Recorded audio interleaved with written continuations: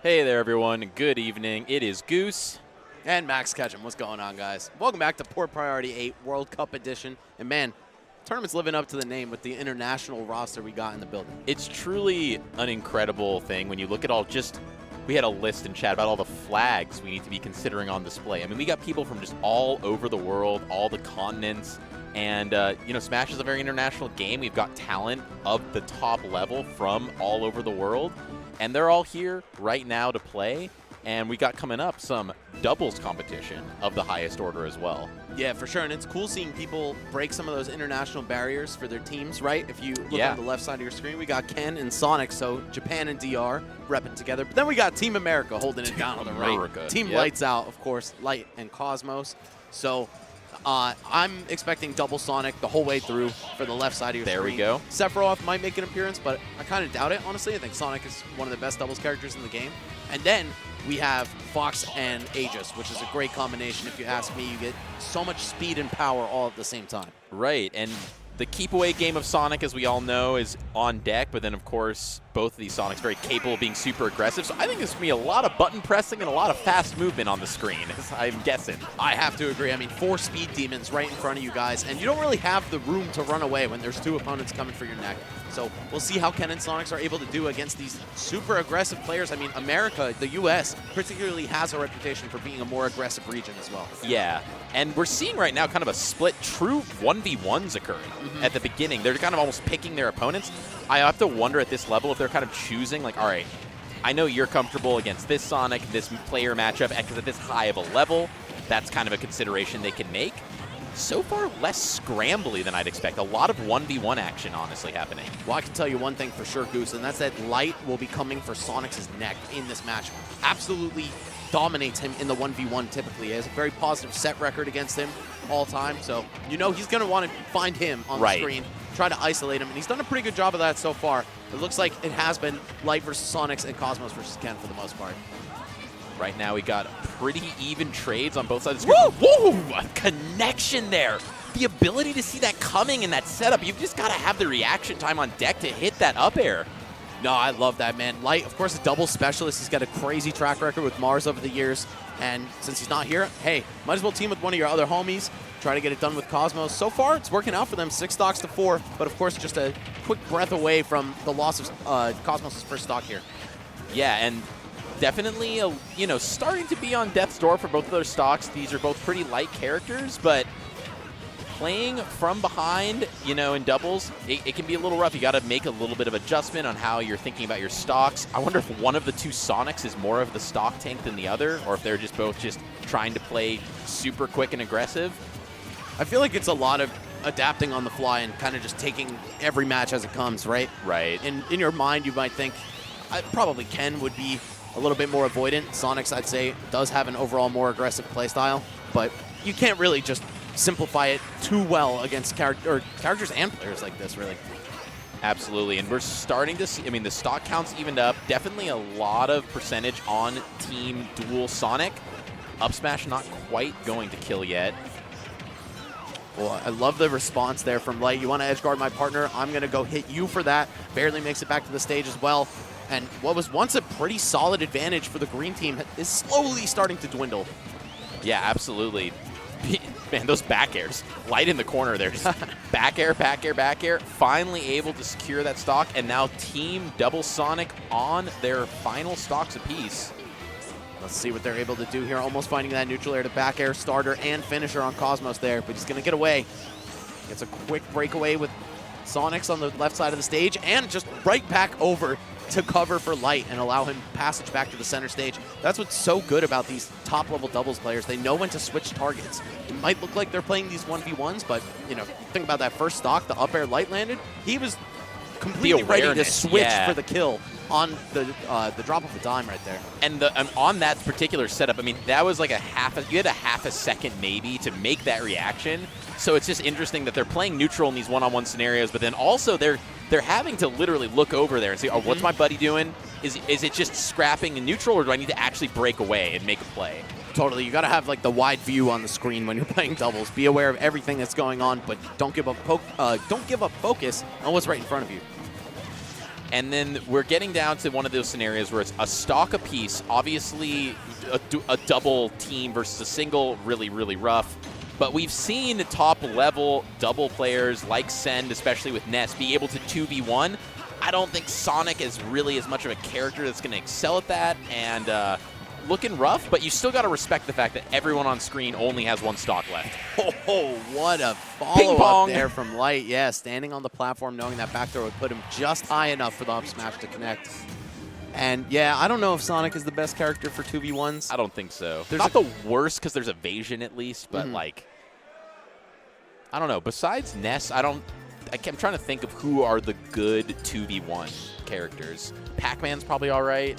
I'd agree with that, yeah. Diddy is remarkably good in 2v1s. I think there's a couple things that go into the recipe for a good 2v1 character. One is definitely speed, so Sonic's not lacking that, obviously. Another is hitboxes on all sides of you. He really only has neutral air for that purpose, and maybe up air, but otherwise he's kind of got to pick where he's striking, left or right. An item obviously can help, another thing on the screen. Yeah, something to distract them, right? That's why I think Diddy's great. The banana can kind of play like a pseudo-partner. But either way, enough about that. We still have Sonics and Ken staying on their mains here. No switch to Sephiroth. I don't think we'll see it in this set again. But either way, it looks like we're once again doing these separate 1v1s, and it's Light versus Sonics again. It almost feels like there's a score to settle here. Yeah. They're like, you know what? We played it a lot in singles. We're here. We meet again. And they're looking for an opportunity. Gosh. Light has had a couple times where Fox is getting a hitbox out and hitting both Sonics, and they're both popping up at the same time. He had it earlier with a double up air, just showing how sometimes in this game there's some chunky hitboxes. Yeah, Fox full of them for sure. Really living up to that glass cannon reputation. Hits so hard, but you can just breathe on him, and he's going to die. Either way, we've got both Sonics pinned to the ledge right there, kind of taking turns, finding their way onto the stage. Cosmos trying to cover, but wow, it's actually going to be Light dropping the first stock of the match here. Much better outcome for Blue Team, at least in the beginning of the game. Yeah, absolutely. And kind of, yeah, we're a little bit of a role reversal here. Very similar percents, but now the stocks are reversed, although that up smash is going to take it. Yeah, Light making sure to even the odds as quickly as possible. Just so much kill power afforded to this character. He can get right up in your face. It's just a matter of being able to do it without taking too much damage in the process. Oh, wow. Oof. The teammate body block betrayal right there. Yeah. Extending that forward smash. Both of them were kind of like stuck there in the corner. They kind of cornered themselves a little bit, and there was kind of a situation where you're like, well, I don't know if both of you, one of you, some of you are going to get hit by this, but this sword is big and it's flaming, and it's going to take one of your lives. Sure is. We'll see how many lives are going to be taken here. So far, it's Sonic's down to his last one. Everybody looking pretty healthy otherwise. So if Ken's able to hang on to this and let Sonics take his stock, it could be really clutch. Right, yeah, whenever you have that situation, we got a 3-1 situation. The stocks here, the distribution, important in terms of mid-set or mid-game, how they're thinking about their focus. Even just taking out that player for a second and having them to do that stock take gives you that opportunity to have it that 2v1. Yeah, Ken playing the role very well, too. Just kind of hanging out in the corner, looking for these opportunistic hits. You saw that up smash, you saw that back air before. And, of course, you lose presence on the stage, and you're not able to shake up the action as much. But you can still be there just as that lifeline for Sonics if he does go down here.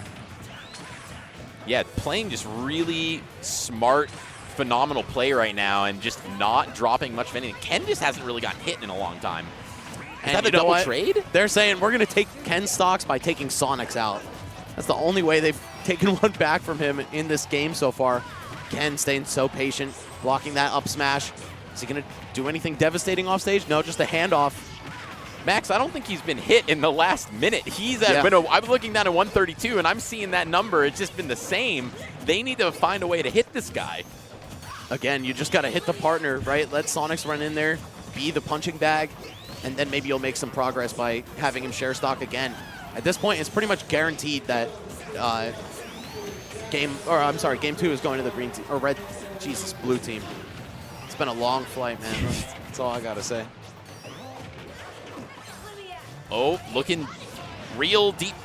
I'm going to assume that was 500 IQ, knowing that you could drift in and having Light have to recover up to save you. But now we're dealing with a go next situation.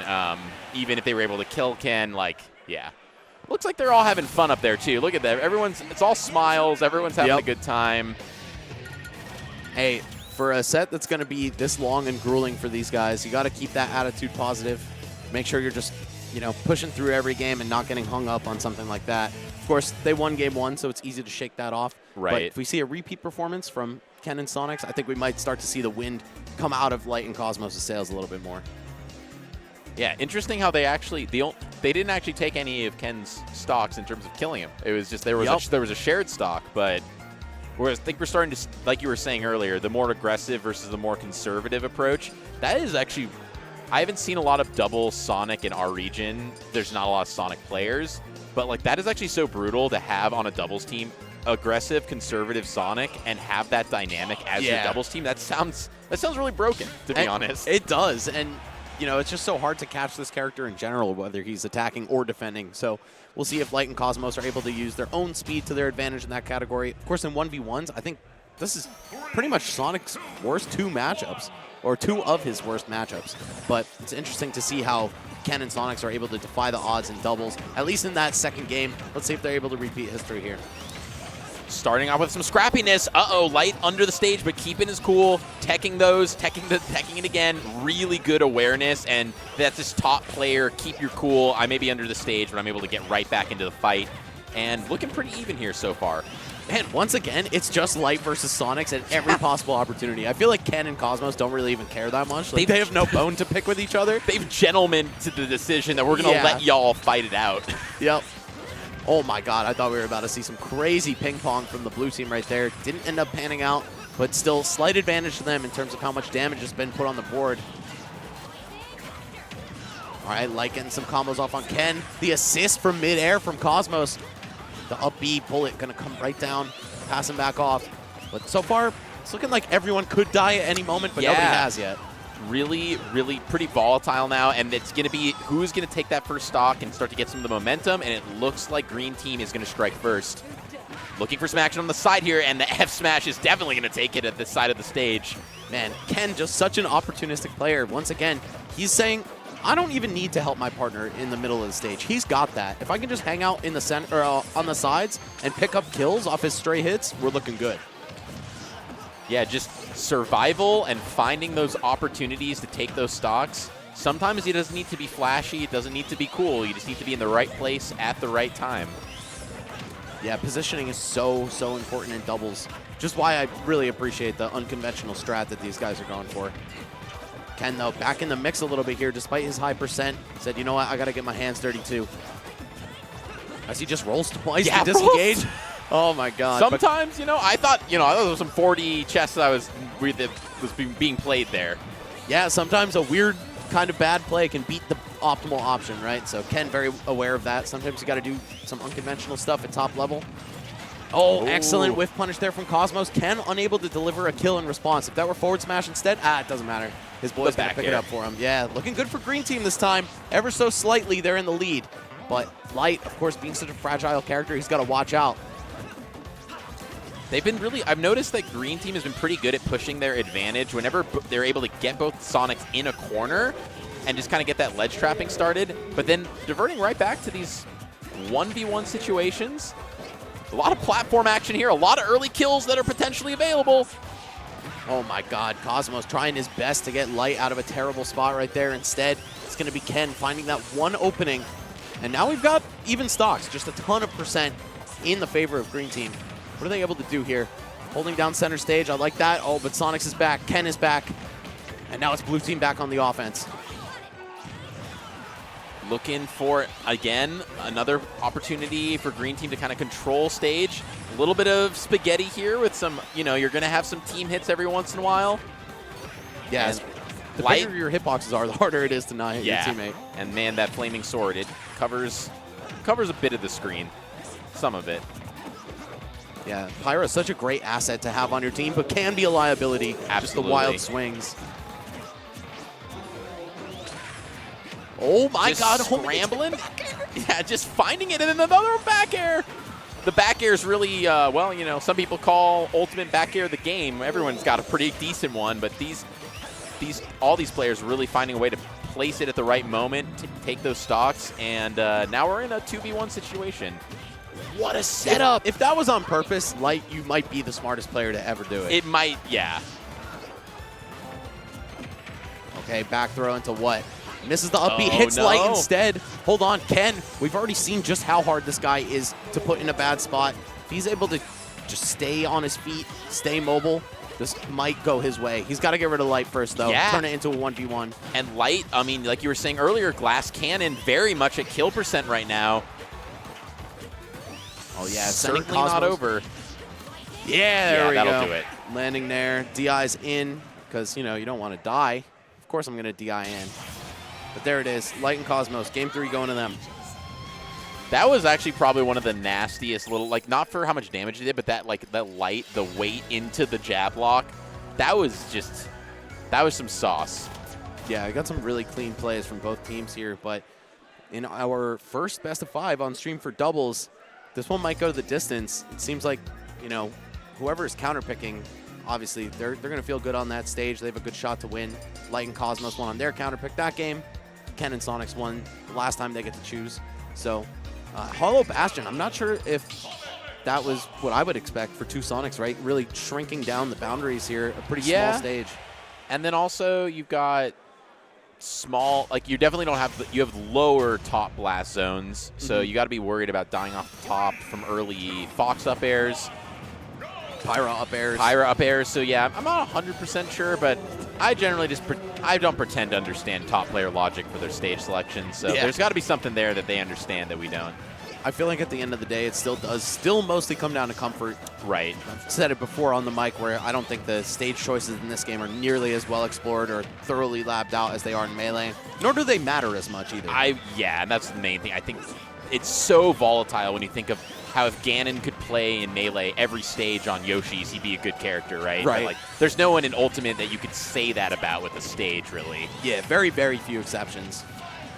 But wow, so far it's working out. Sonic's finding the first stock, just absolutely lethal off stage, man. And when you're playing a character like Aegis that's so frail off stage, just, you know, being deprived of your jump is often a death sentence. He's gonna find those kills. Things are going right so far for Team Sonic, but got a lot more Smash to be played in this match as they both almost go out right there. Total stage control from the green team, just really able to get things set up here. And what a ping pong into that up smash. Yeah, Light is just so aware of that slight elevation that Pyra and Mythra's back throws give the opponents, right? The up smash scooping perfectly every time we've seen him do it. Cosmos trying to get that whiff punish right there, or the teammate hit punish more accurately. Oh, and tries to bail Light out of a bad spot as well, and it's going to work out. It's always interesting when you see some of those kind of setups and you wonder, like, have they, maybe not labbed out is the right word, but just know, like, if you get the throw here, I'm going to be here for that. And, like, the amount of time and energy that's spent into understanding each other's play, so it's just like an execution check there. Yep. Yeah, you'll definitely get to that level the more you keep it up with a consistent partner. I don't know how many times Light and Cosmos have teamed. Oh, no, hold on. Are we about to see 2 deaths? Light dies for trying to save Cosmos right there, and a huge swing. It was 5 stocks to 4 before. Or no, it was 5 to 4. Now it's 3. Kind of rough. Yeah, that's pretty rough there. Sometimes you just got to accept that your partner's down there and just got to hold that, but kind of endearing. Went down there to try and save his buddy. Yeah, you got to make those plays in doubles, right? It's often worth your time, but if the opponent is someone like Sonics or Ken who's just so good at killing you for going off stage, I mean, Sonic obviously complements that too. You got to really assess if it's worth the risk. Now green team looking to try and kind of claw their way back in here. Oh, that shield so close to being broken. The blue M&M right there. Yeah. Barely hanging on.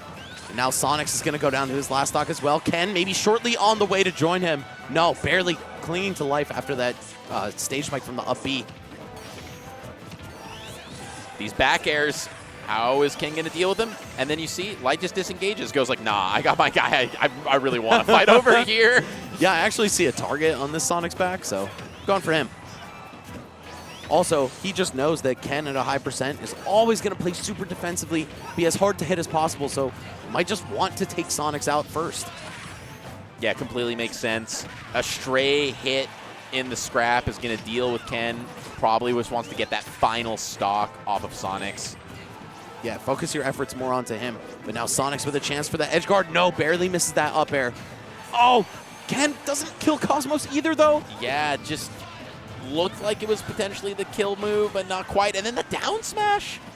Gonna do it. Ken needs to die if they have any hope of taking this game. Even parrying Sonic's side B right there, or might have been his down B. I didn't see if he hopped first or not. But wait a minute. It is now a very, very damaged Ken. Yeah, interesting. And look, you see Ken just drifting off stage there, trying to basically stall at this point and just stay alive as a distraction. Be like, I still exist, but I'm not really going to engage too much. Yeah, it's a risky playstyle, right? You're basically leaving Sonics to get 2v1 in the center of the stage. Oh, I thought he hit Ken with that. Yeah. Wow. But no, Ken being able to bait out the option, shielding, and now it's a 2v1. Ken with a ton of rage and just going to be able to kind of pick Light apart from the distance while Light and Sonics have this 1v1. Yeah, going in for any potential punishes that he can find, but not really going to engage otherwise. Okay, that spring coming down just too late to hit the fire, hit the charging hitbox on Firefox. Oh, the tech, but the homing attack to cover it, and Sonic's trying to keep the offense up still. It's not going to work out, though. Has to find some other hits. Oh, jumpless off stage, side B. Oh, perfect just interception. A clinic there, and just how to edgeguard Fox. I mean, and the defense here from Light is truly incredible, just hitting every tech and managing to keep in this. Oh, no. Ken feeding Sonics to the Wolves right there. Yeah, those back airs. The only move in the kit that doesn't kill Ken is the one that hits him. This is like a circus act right now. Yeah. The two Sonics trying to avoid each other's moves and not accidentally kill each other. Light holding his chest, just like, my goodness. He almost did that, man. Yeah. Fox, not a character I'd herald as too great in 2v1s. Oh, yeah, another piece of that puzzle is having a fast and good recovery, right? Right. And I think that's really why Fox struggles in that spot. Otherwise, he's not too bad. He's very fast and hits hard, but, you know, you throw him off stage and it could be a nightmare. Man, that was wild. Again, another instance where Ken, I think, was at like 175 for like straight up like 45 seconds, just managing to just stock tank there at the end. And you noticed how I think he ran up at once and got a guaranteed punish on Light, just did the jab combo and then ran away. And like that was the one interaction, then left the rest up to Sonics. Nobody can play that style as well as Ken, I'd say, in the whole world, honestly. And again, such intelligent play, just knowing when to interact. Yeah, and you got to play to your character's strengths, right? As much as you want to call Sonic lame for whatever he may be doing, like, hey, winning is cooler than any play style you could come up with. It very much is. I don't know what and you know, these guys are, I don't know what the doubles pop bonus is, but it's probably real. I imagine it's some coins. So they're thinking about that. They're thinking about, you know, they're serious competitive doubles players, as spaghetti as doubles can be. This is at the highest level. Yeah, there's still pride on the line. Anytime you, as a gamer, enter a tournament, you want to win it, right? You want to just have the bragging rights that you want, even if it was $0 on the line. This is Smash Brothers, baby. We don't play for money. Like, we do, but we don't play for the money. The money, yeah. Right. Either way, good start here for Sonics. Sorry, for Light and Cosmos. Getting some decent damage on the board. Oh, but hold on. Oh, great DI there from Light, holding out on the homing attack. Yeah, because that was just death otherwise. Yeah. Can't be too in a rush to get back to center stage. Wow, what a pickup there from Sonics. Not quite going to be able to find the kill there, but just able to get across stage, find that little option through the fray. Wow. Light finding that kill there. Yeah, I think that was an up B stage spike. I was looking at the other side of the stage, but Ken looked like he got reverse edge guarded. I can only imagine one thing. Oh, no, and the spin dash not comboing into the fair right there. Some up tilts here. Let's see where it's going to lead. Got the Sonics kind of caught in the corner for a second. Back throw is not enough to do it either, yeah. Sonic losing that ridiculous kill option in the transfer from Smash 4 to Ultimate. Probably okay, maybe. I think I'm fine with it, yeah. We're okay with it. Interesting how Ken was kind of just sitting there, canceled his charges, looking for that opportunity to dash in. When is my time? Where as Sonics does what Sonics does, I'm going to pick my battles. God, they both just went down to the gates of hell down there and just came back up. Sonic's looking for that homing attack, too. That seems to be his trump card when it comes to these early kills. Otherwise, it's got to be probably a forward air. And Ken, once again, I think, trying to play this retreating game. He's like, I've taken too much damage for my own liking here. Was able to just find that back air from center stage to close out that stock. Just watching the way it's actually, I really haven't watched a lot of Ken gameplay. I've watched a lot of Sonic's, but just, it's actually crazy how different he plays from Sonic's. I know people like to, again, say Sonic is lame or anything, but it's like really two completely different approaches and play styles. Very patient and methodical. Yes, totally agreed. I think calling Ken's playstyle lame is very fair. Sonic's, he'll only bust that out in the most dire of circumstances. Otherwise, he's pretty aggro. He's holding the W key, Yeah, definitely a W key Sonic versus S key Sonic here. Okay, there it is. Another stock gone from Sonic's here. Looking like this is working so much better than it did last game. And I can't help but think that if not for that double stock loss when Light went to try to save Cosmos, they would have cleaned this up 3-1. Yeah, it's looking like that was kind of a high-stakes situation that didn't play out their way and gave their opponents another kind of brief glimpse on life, but it's not looking great here. The ability to come back still, of course, always on deck, but they're kind of just stuck in the corner right now and pretty confidently keeping control of this match. I love the synchronization there of Ken and Sonic's at the ledge, just exactly knowing when to let each other get on stage. But you're going to need a lot more than that. You got to get your backs off the wall and then put your opponents there. So there's still a lot of work to be done here. Of course, a Gimp on Cosmos right now would go a huge way in pulling the blue team back into this. Right. Probably not going to be able to get it on Light. Oh! Dude, Light, he hates Sonic in the game, man. Letting his hate flow through him. It's true. Don't want to give up that very powerful record you have over him, even in a different format. Going back across the stage, try and get a 2v1 situation there. Oh, the stare down right there, charging the spin dash up, but unfortunately that's going to do it. It's such a smart punish. Sonic's back throw takes way too long. Cosmos and Light clean that one up 3-2, but a great set all the way. Yeah, absolutely. And it really just, for most of it, did look like there was game plans being implemented on both sides that, if allowed to come to fruition, it was really a pretty even fight most of the time. To your point, it did look like there was a turn of the tide there with that little bit of, we moving. Light's a clown, bro. Yeah. Always a showman, on and off the sticks.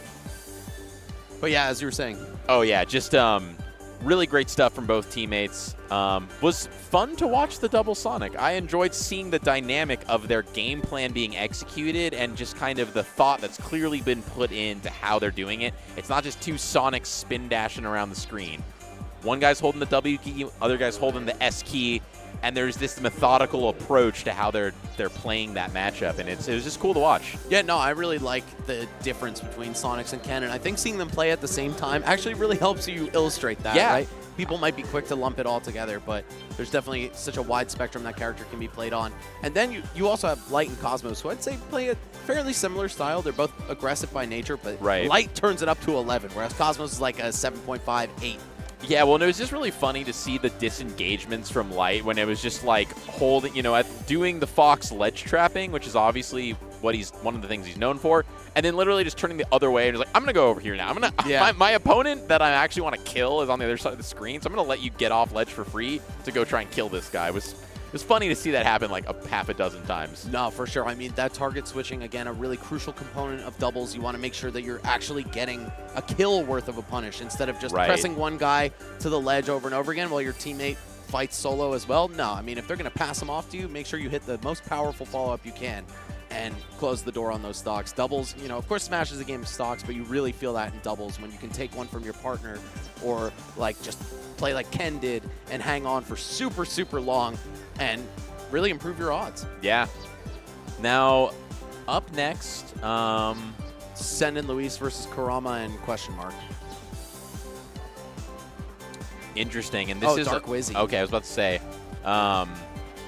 This is a run back to from last year. I think both years. I feel like, have we ever not seen Sen and Louis in top 8 doubles? I think Pretty ever? much every tournament has seen that, right? Honestly, I don't think I can think of one off rip, unless they didn't team, that they didn't make top 8 at. So this is probably the most consistent, best. The music gets everyone. Yeah, right? Everyone's grooving. He's got the headphones. Oh, never mind. It's off one ear. I was going to say, is he even dancing to the same thing? But, yeah, like, this is probably the best static doubles team, period. Maybe yeah. Leo and Big Boss, maybe Spargo and Chag, maybe these guys. It's very close. It's very clear, and it's interesting also just like their character dynamic. Wait, did I see? Okay, I was having a stroke. I thought I saw 2 Nesses for some reason. Oh, no. That would be funny. 2 Marios, though. Yeah. 3 big heads on the screen. And then Palutena, who's just like a normally proportioned human. Yeah, just very average-looking person. Maybe a little tall, but other a little than pretty, that, a little tall. Yeah, but other pretty than that, normal. yeah, she's like one of us. Either way, so far it's Wizzy taking the brunt of the damage here. 80% and counting. It's off stage. Is he coming back? Hell Yeah. no. Sen finishing the job right there. Completely untouched so far. Yeah, that's pretty rough. And, I mean, Mario, definitely an exploitable recovery. We're going to have to see if they have a plan. Which Mario do they want to exploit or target more? Are they just going to be going off stage and killing them like that? I don't know, man. Because there needs to be some adjustments because Send is at 16%. Yeah, whatever's going on, it's working great for Sen and Luis here. Oh, the double PK fires, not even caring that Luis is stuck in the middle of it either. Just like we're up in percent and up in games, and we'll trade. I'll get all y'all in this fire, this pit of hell. Shoot some fireballs. PK Thunder perfectly angled there, not even trying to get a little lazy with this massive lead. Though, you do have to watch out for Luis's stocks, right? Already down 1, but I feel like they're still so comfortable. These guys cook up the most disgusting combos you'll ever see. Yeah, absolutely feeling like they're in the driver's seat right now. Wizzy definitely on borrowed time on the second stock. And Sen just feels like he's kind of right now, he's able to move around completely undeterred, kind of playing his own game. It doesn't feel like his game plan's really being challenged at all. Yeah, I feel that. I'm not sure what they need to adjust. Maybe just put some more pressure on him. It's also rough for Mario to fight against Palutena, even when there's 2 of them. They both get outranged now instead.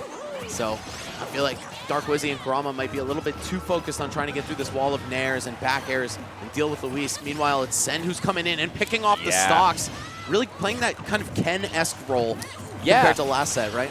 Yeah, playing like, where can I go and steal a stock for kind of not too much effort? Like going, well, I say not too much effort. Perfect execution, but knowing not dissing the player. Yeah, but, you know. very comfortably go down there to get that stock.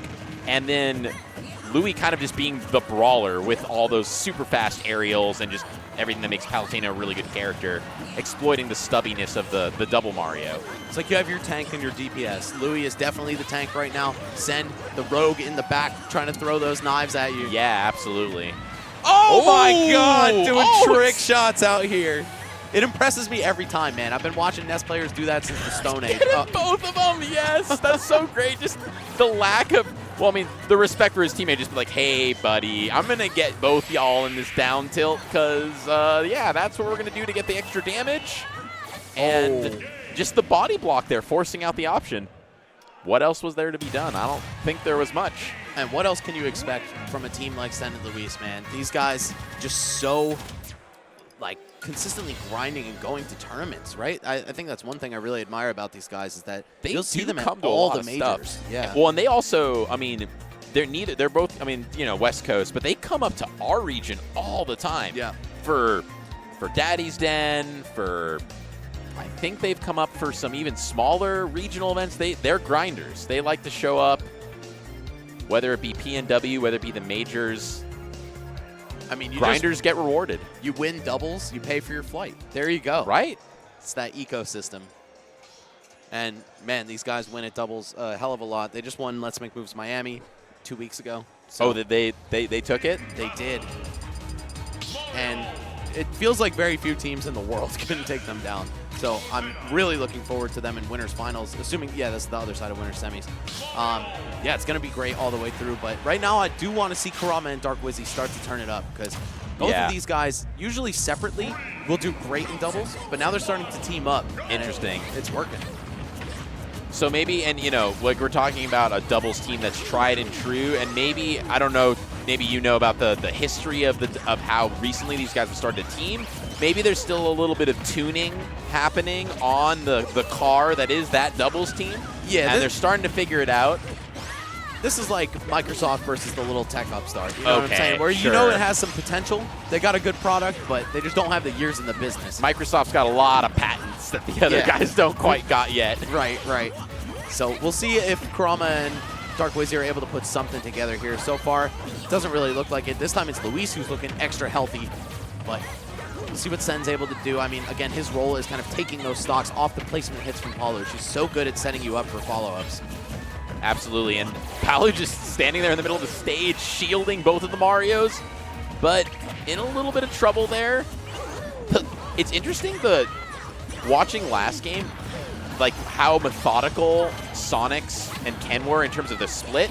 There seems sometimes some confusion about who's going for what. Like they're kind of moving back and forth, almost unsure of who to target. Yeah, that's just the chaotic nature of doubles, but also the more you team, the less you'll run into that issue. Right. Sen perfectly finding the shield poke angle on Dark Wizzy right there as well. And I love that, how they just know who gets off the ledge first, in what order, etc. That's one of the most impressive things for teammates in my eyes. Yeah, the optimal way to get back onto stage, what options coming out when, and how to cover each other. Sen still on 150. All right, finally taking, and we're basically cleaned out across the board here. I mean, 49% on Wizzy, but effectively even. Yeah, just about as close as you can get. Let's see, I really want the Marios to put a game on the board, but if you get stage spiked like that, it's probably not going to happen. Now we have a very healthy Sen, kind of just letting Luis go into the fray, do his thing. Again, pick up these opportunistic hits. I think that's so impressive that players like him and Ken are so good at this game. Yeah. At this mini game. That up smash being charged for 20 years. And unfortunately, the up B not going to save his friend, but not himself. And I'm going to call that a wrap for this game at this point. Yeah, and it's probably putting it to bed. Great way to get it done. Of course, that down air from Ness, one of the strongest in the game. And there's a ton of damage on the board anyway, so it didn't really matter. But Sen and Luis looking absolutely unstoppable 2 games straight. Yeah. That one was a little closer, but still. Not really seeing the answers that we need to from the Team Mario side. Yeah, I don't know. Like you were saying, arguably the best doubles team in the world. Just so comfortable with each other, comfortable scrapping off in the 1v1s, comfortable supporting each other, knowing exactly where each teammate wants to be and their role on the team. We were talking about support DPS or everything. It seems like the top doubles teams, they have their role, they stick to it. They aren't just playing the game, they're also playing their specific role on the team. Yeah, for sure. And you got to play good Smash overall. Of course. But to really excel in these top 8 scenarios, I feel like the most developed strategies in doubles are always the ones that start to pull ahead. So let's see, game 3, potentially the final one if Wizzy and Kurama don't really step it up. And I sympathize. It's a tough matchup, Palutena versus Mario, and even Ness can be a little tough just because he's got some range to him. That's usually Mario's greatest weakness. Right. But also just the thoroughness of Sen and Luis's team chemistry is hard to stand up to. And some characters, I feel like just putting him in a vacuum, it's like Mario, very strong, high tier, good character. But you think about why is Mario good? It's like, well, he's got an insane combo game and like ladders and all that stuff.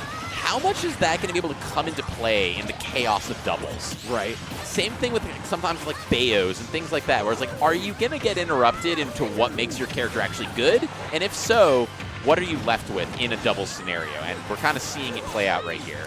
Yeah, for sure. I mean, you'll very rarely get the optimal juicy combo starter from the exact spot on the stage that you need it, with no interruptions, no teammate coming to save them, your teammate not flying in the way so you don't have to hold back, right? There's a lot of factors at play here, and it just seems like Sen and Luis always stay a step ahead in terms of dealing with it. Really intelligent wait there, knowing that, like, I don't know exactly what frames, but there's those weird iframes on your throw, holding him while it gets burned alive. Yep, just incredible awareness and just knowing how to get that set up. Uh-oh, a little spaghetti under the stage, but Sen not going to get punished for it. Yeah, Luis will lose the stock, however, so still somewhat close here. Send with all these funky PK Thunder angles at the ledge. You really got to admire how confident the Nest players are. Like, I'm killing myself every time if I try that. I know, right? And I used to hold my breath, but after seeing commentating enough of his matchups, I was like, this guy just doesn't really ever miss. I've seen it like a couple times, but it's... Hold the up B just to get out of the corner here, and Wizzy actually going unpunished for that. Surprised with 2 opponents on the screen. Wow. Bing, Whoa. bing, bing. That was so That was anime, a slot dude. machine. Yeah, seriously. Yeah. Ooh. Dude, the What a awareness, setup. the readiness. They're just so prepared for every situation, and that's why this is the best doubles team in America. Oh my gosh. Just a clinic right now. And you were, earlier we were kind of saying it was decently close, but then all of a sudden, Wow, okay. Bad DI there on the part of Luis, I want to say. Dying at 87 to Mario's up B, but it was Kurama hitting him with that. That's your neighbor, bro. Like, you play him in all Yeah. your locals. You should know how to get out of that. sometimes, just a little unfortunate. Still with Send with an incredibly healthy second stock here. And even in the 1v1 scenarios, feels like he's been doing pretty well. Yeah, for sure. Ness also is a character that I think jumps up a tier, at least in doubles. Yeah. Certainly one of the best partners you could ask for. Just small and hard to hit. Easy to react to his multi-hit moves for combos. Wait, hold on. Oh! Okay, it's Luis left Ow. all alone here. Some great punishes on the part of the yellow team. Just out of nowhere there, and this just goes to show how quickly doubles can get turned around. And Palutena, definitely not one of those characters I would say is good in 2v1s. She's got some great hitboxes, but like, she's a little too honest, dare I say, to just be 2v1ing some Marios. I have to agree with that. You see the combo game from these two coming out, really from Kurama, who's known for that. Certainly the department in which he shines the most. Oh, Luis trying to stay avoidant here, use some tricky teleports. And Kurama knows he can get away with whipping an up B like that just because Wizzy is going to be right there to cover. Ooh. Hold on, the double explosive flame. Still very close, very, very winnable for Louis. You can't sleep on the fact that just a back air away or a nair away. Can he reach? Can Dark Wizzy reach? Yes, he can, just barely.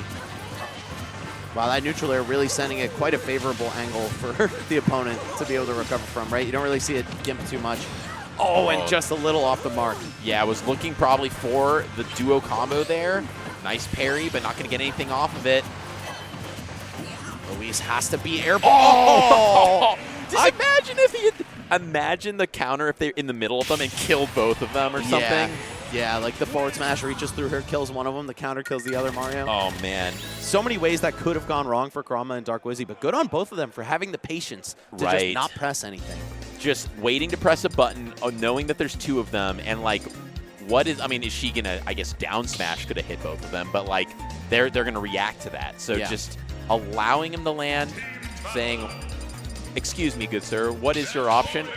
All right, well, checkmate. Thank you. On one hand, I'd love to say that they knew that counter was coming, but it's such a seldom used option for Palutena. I feel like it's more likely that you know her aerials are safe, so you're not going to like try to block and then punish immediately. You're going to hold shield in case she goes into another block string off of that.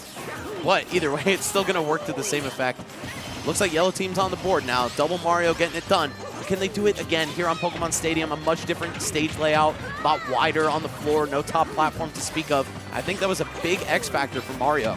Yeah, absolutely. Now it's going to be interesting to see if there can be some 1v1 situations where Mario's able to find an opportunity to actually use those platforms. Oh, but Mario getting stage spiked under the stage by Ness. Really unfortunate there.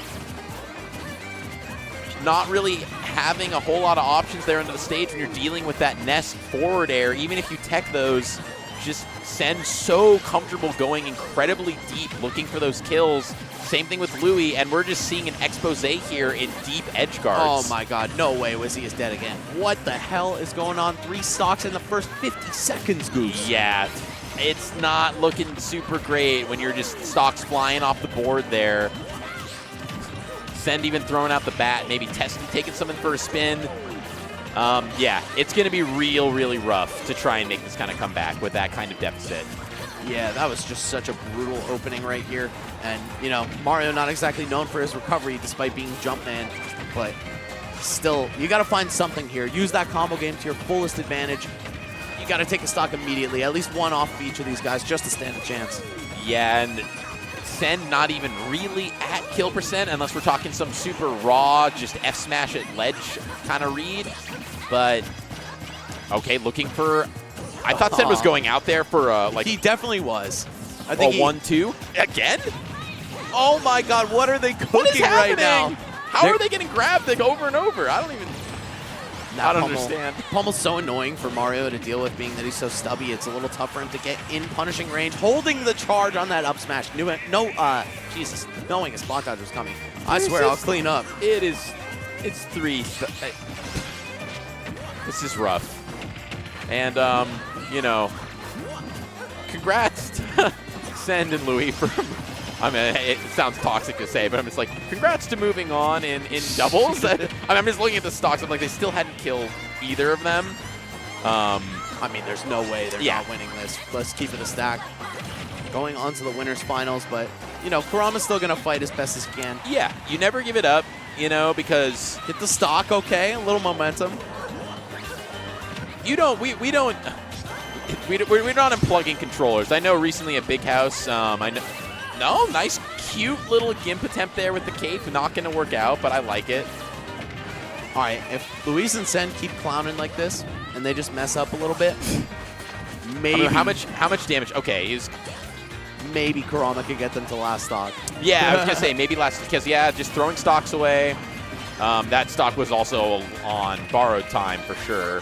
Oh, my God, Sen, you're a madman, bro. Just going super deep. They would have to seriously drop the ball here, but yeah. It looks like they're both kind of intent on doing that. They're really, like, how can we just not kill this guy? Okay, the up air, the most, you know, that'll do it. That'll do the trick. It sure will, and you saw the explosive flame from Luis was right there on the platform in case he blocked the entirety of the up air, you know. The coordination between these two is ridiculous, though. You saw how Sen was near the ledge, spamming down tilts. Luis threw the explosive flame right through him where it wouldn't hit him. But because Palutena's projectile doesn't interact with your body on the travel path, you know, you're able to do that. You're able to go for these setups where, like, you're edge guarding in front from behind. Normally, most projectiles can't do that at all.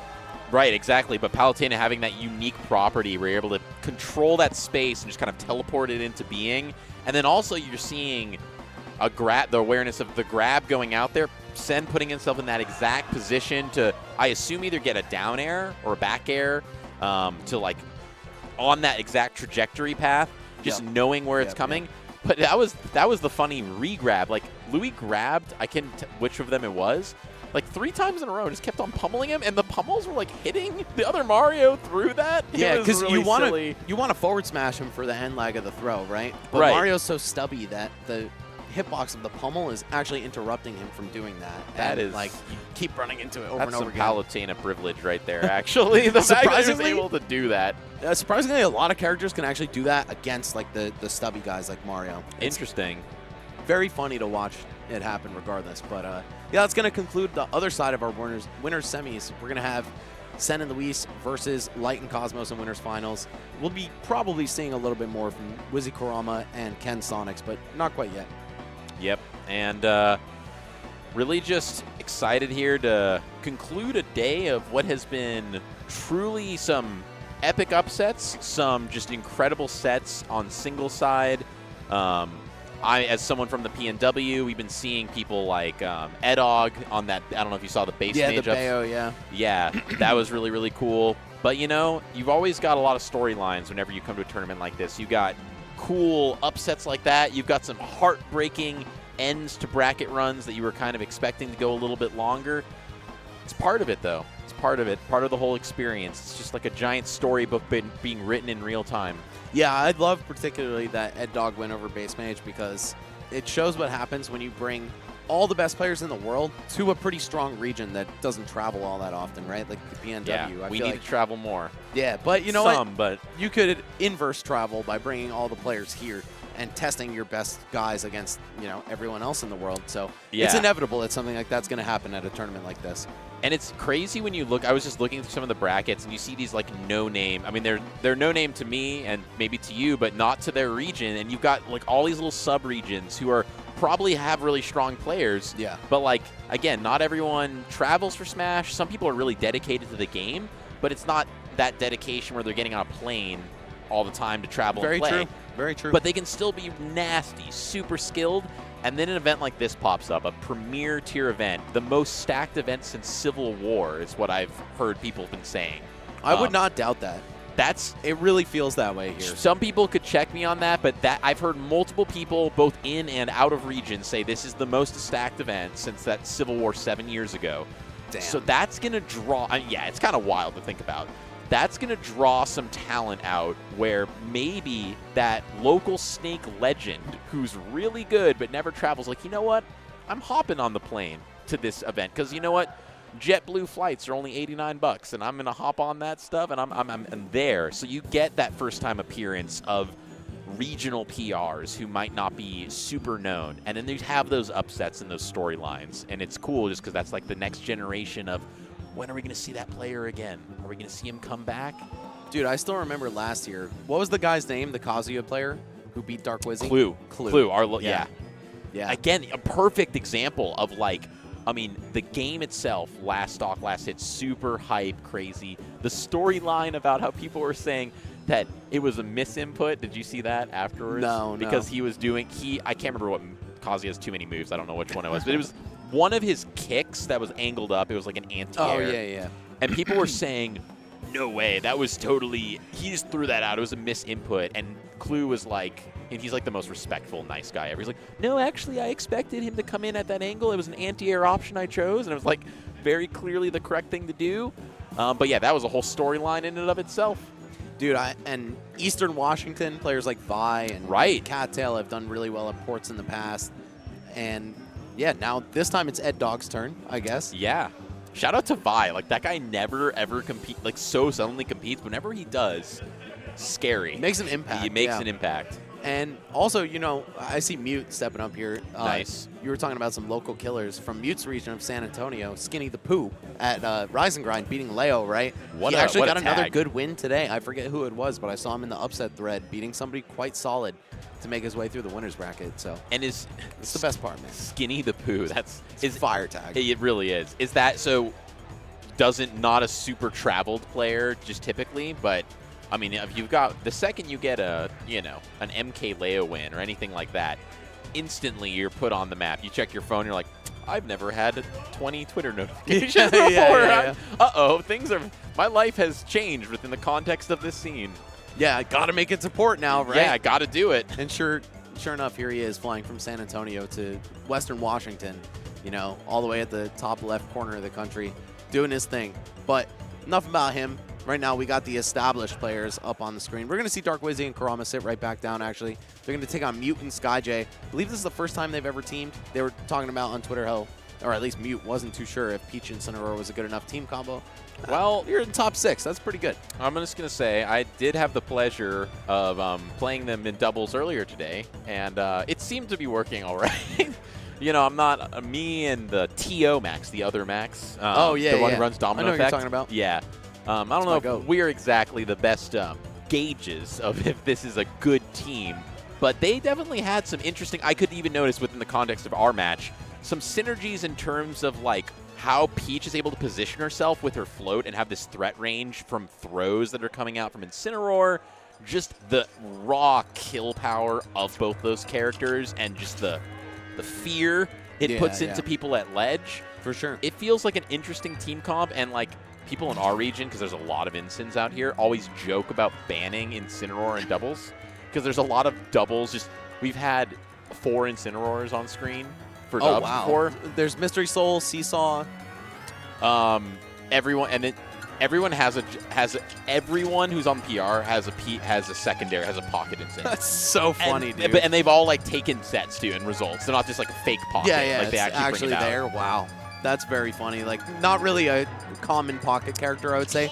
but a pretty valuable one, right? Like, he's low-key kind of good if he's not getting hard shut out by a matchup. Strikes fear into your opponent and definitely matchup checks you and tilts you to no end when you're getting just, you know, killed at 50% by command throws at the ledge. So gonna see how that works out against, again, the Double Mario team.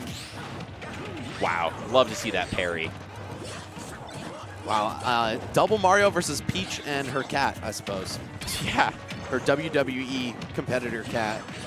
And right now it's looking really good for the Marios. This is a much more suitable matchup for them, I think. They don't have to deal with the range of somebody like Palutena, and then Incineroar is just delicious combo food. Yeah, and I mean, obviously Incineroar, a heavy body, living for a long time, but into the loop-to-loop there. Really nice timing on that F smash to just close out that stock. And as you were saying about being combo food, Max, I mean, this Incineroar has just basically been a cat-colored punching bag this entire match so far. Yeah, you might think like being a big body has advantages because you can survive in stock tank, but no, you actually die in so few interactions in doubles if you're easy to combo. With all that being said, he was able to go down there and get that quick little edge guard there. That was kind of cute. Yeah, definitely not a sitting duck by any means. Oh no, the stage spike though on Mario's up B, super unfortunate. Already down to his last stock. Look at Wizzy, below 20% a full minute into this match. Oh my gosh, yeah, and just someone needs to do something to Wizzy. 17%, 3 stocks. Man is chilling. Oh, finally takes 1% right there to I don't even know what, some random straight hit. Looking for something here. Wizzy just walks away. He's like, I'm checking out. Looks like Kurama has a bit of a target on his back as well, being at this mid-high percent here. Try to just take him out, maybe play that same strategy that we saw against Ken and Sonics, where you're going to take Wizzy down by taking Kurama down and forcing him to share stock. Mute, though, hanging on in his own right. Hanging on here to dear life. Gonna finally lose it to the Mario Tornado.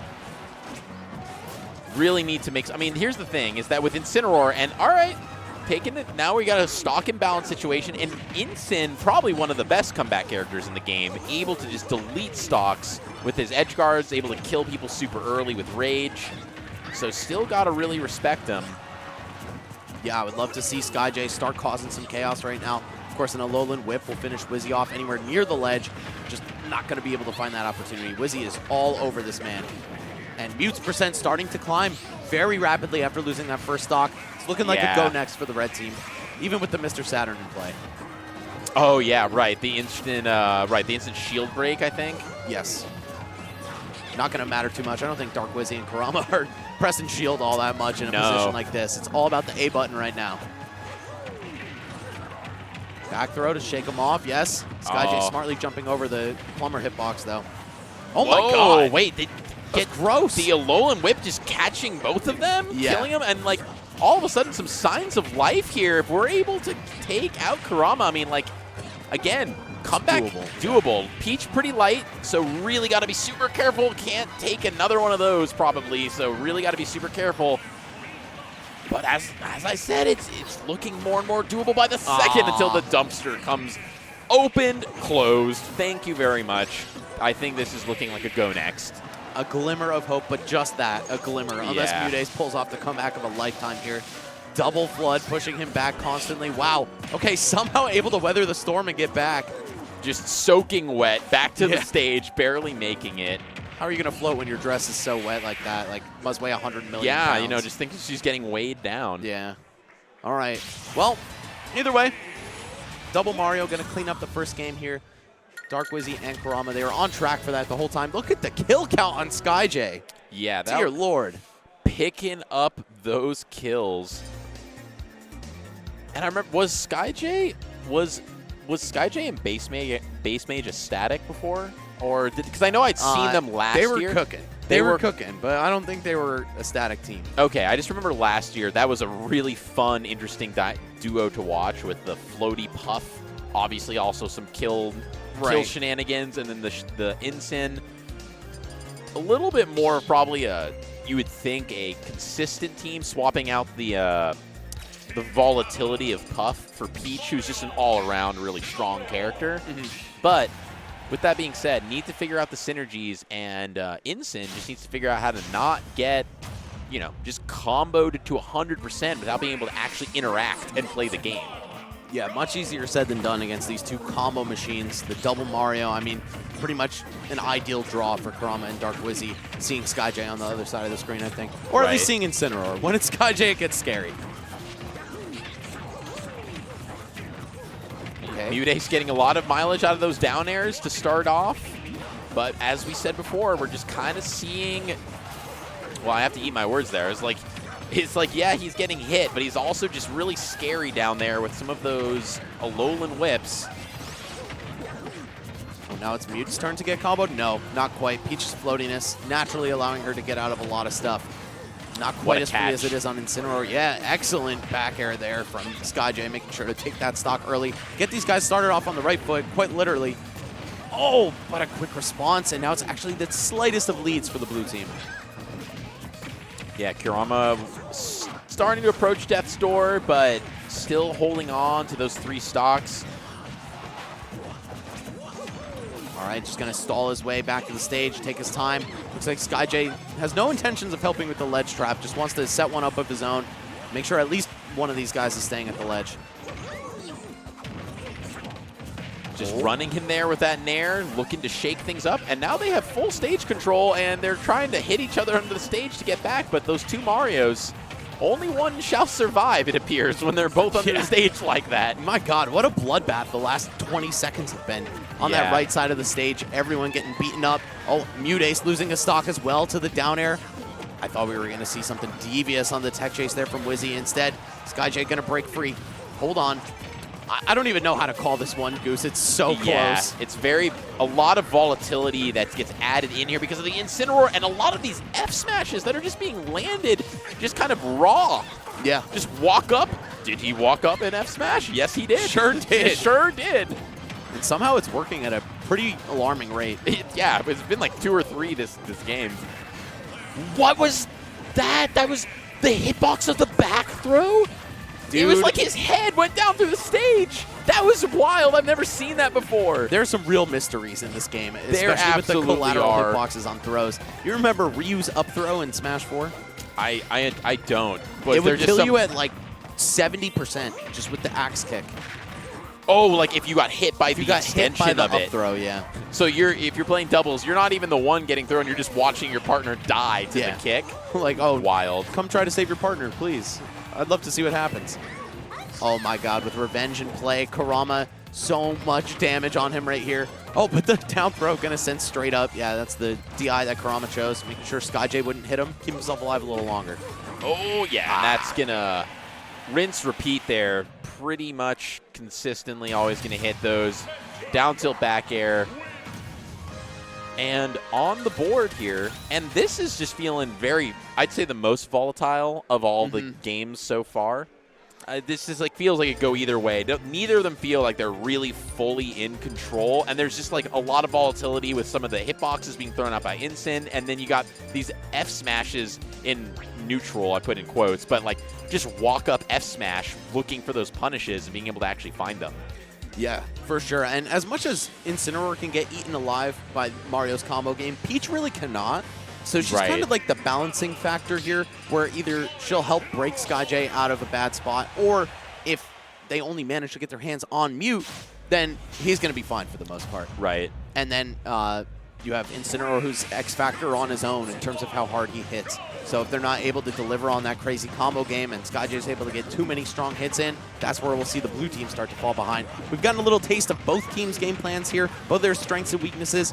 And now that the score's evened up, we'll see how it shakes out on Small Battlefield. Looking to start things off here, and SkyJ doing a great job not taking that initial huge flurry of damage.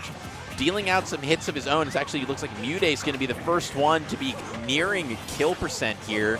Peach pretty light. Definitely would die to a walk-up F smash if that option presents itself. Forward throw. Just not even going to entertain the possibility of a forward air setup. Just get this cat off the stage. All right, back. Oh, yeah, the pummel a little too long. The mash gonna be strong. Not the most important thing in this game, but you know, there's a lot of times the double F smashes. So much coverage The right there. You want to roll synchronicity away? of that was so Yeah. funny. Oh, that was great. That was like an orchestra. If they were the horn section, like F smash now.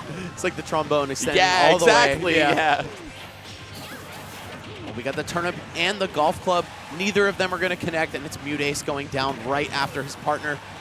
Blue team looking so good right now. How do you get away from that, though? The lariat and a peach floating behind him.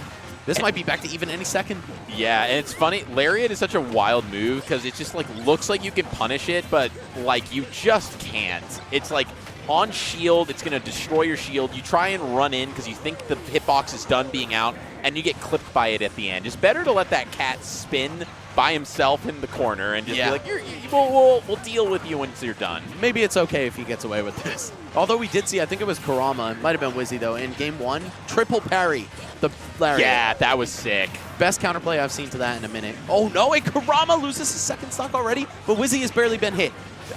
It's too much to keep up with, dude. It's really, yeah, there's a lot. I mean, 3 stocks to 2. Pretty healthy stock given the fact that, you know, big boy, big old cat doesn't die super early. It's just been so volatile, though. Any moment, easily could take either stock. There it is. Off That's the the setup throw. they've got. They've done that a couple times now, consistently. It's so good, man. And you know, if you shield just one hit of Mario's back throw, you can freely act afterward, and it will never hit you again. So you can run up to your partner, back throwing. Oh no, Wizzy! Oh. The spaghetti there, I'm not exactly sure what happened in that situation. It didn't look like a forced error in the terms of like a pressure situation. Just unfortunate flub there, and that's really going to set him back. I mean, I should say they had a really strong lead, but now it's just pretty much even. I can't believe it's gone back and forth to such a degree. I mean, really throughout the entire set. Wow, what a trade, and it goes Dark Wizzy's way. Okay, now with these kind of percentages, you have to be super, super careful. Peach definitely having the ability to close either of these out with just a stray back air, stray fair. Yeah, and of course, Mute can avoid a lot of stuff from Mario just by floating, right? But you only get one of those per air time. Uh-oh, this is really dangerous. Yeah, not able to make it back. Dark Wizzy, what a snipe with the cape there. And now, 2 in a row for Team Double Mario. Dark Wizzy and Kurama really, or no, sorry, they won game 1. Never mind. Guys, I'm be honest, Seattle's so far from New Jersey. Yeah, I was about to say, give this man a break here. You know, whenever you say, you know, it's traveling across the country, you know, it's hard to show up and be just like super snappy and fresh, I gotta say. Yeah, it's tough, man. I was having difficulty forming sentences at the beginning of the block, so forgive me, fans at home. It's not the usual quality you deserve, but I'm getting through it. Yeah, we working out here.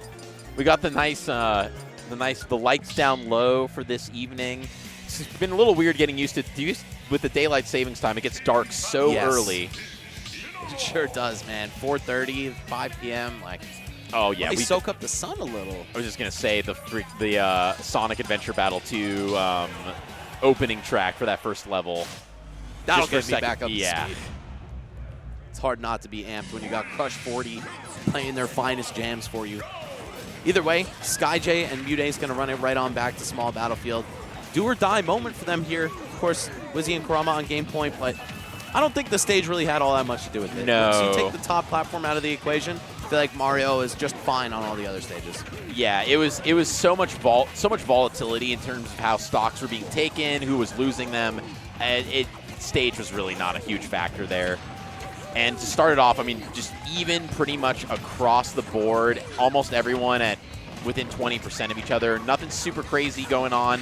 Oh, but just the DI in to avoid getting spiked. Mario was able to get an opening there to actually do one of his up air fair combos. Good awareness there on SkyJ to make sure he hits the stage and not the bottom blast zone. Oh, wow. What a ridiculous moment there in the middle of the stage. Nobody really sure what was going on. It looked like now you've got Kurama off stage. Dark Wizzy trying to send SkyJ out that way as well. Oh, and just looking for that stray hit. Like, oh, I see a guy flying at me. Let me point the C-stick in his direction and hope it works. Oh, and that will not killing, though. Back air from center stage, I guess not quite going to be able to do it.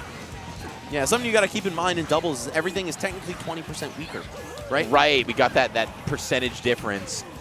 Oh, and that is going to take it. First blood being drawn here. Everyone at pretty high kill percent. That critical first stock, though. Let's see how long Team Mario can keep their stocks alive. Yeah, it's going to take some serious effort on Wizzy's part, but showing the patience, not getting off the ledge too soon, even as his invincibility expires. Oh, baby! The 1-2! Oh, but SkyJ there with the tech.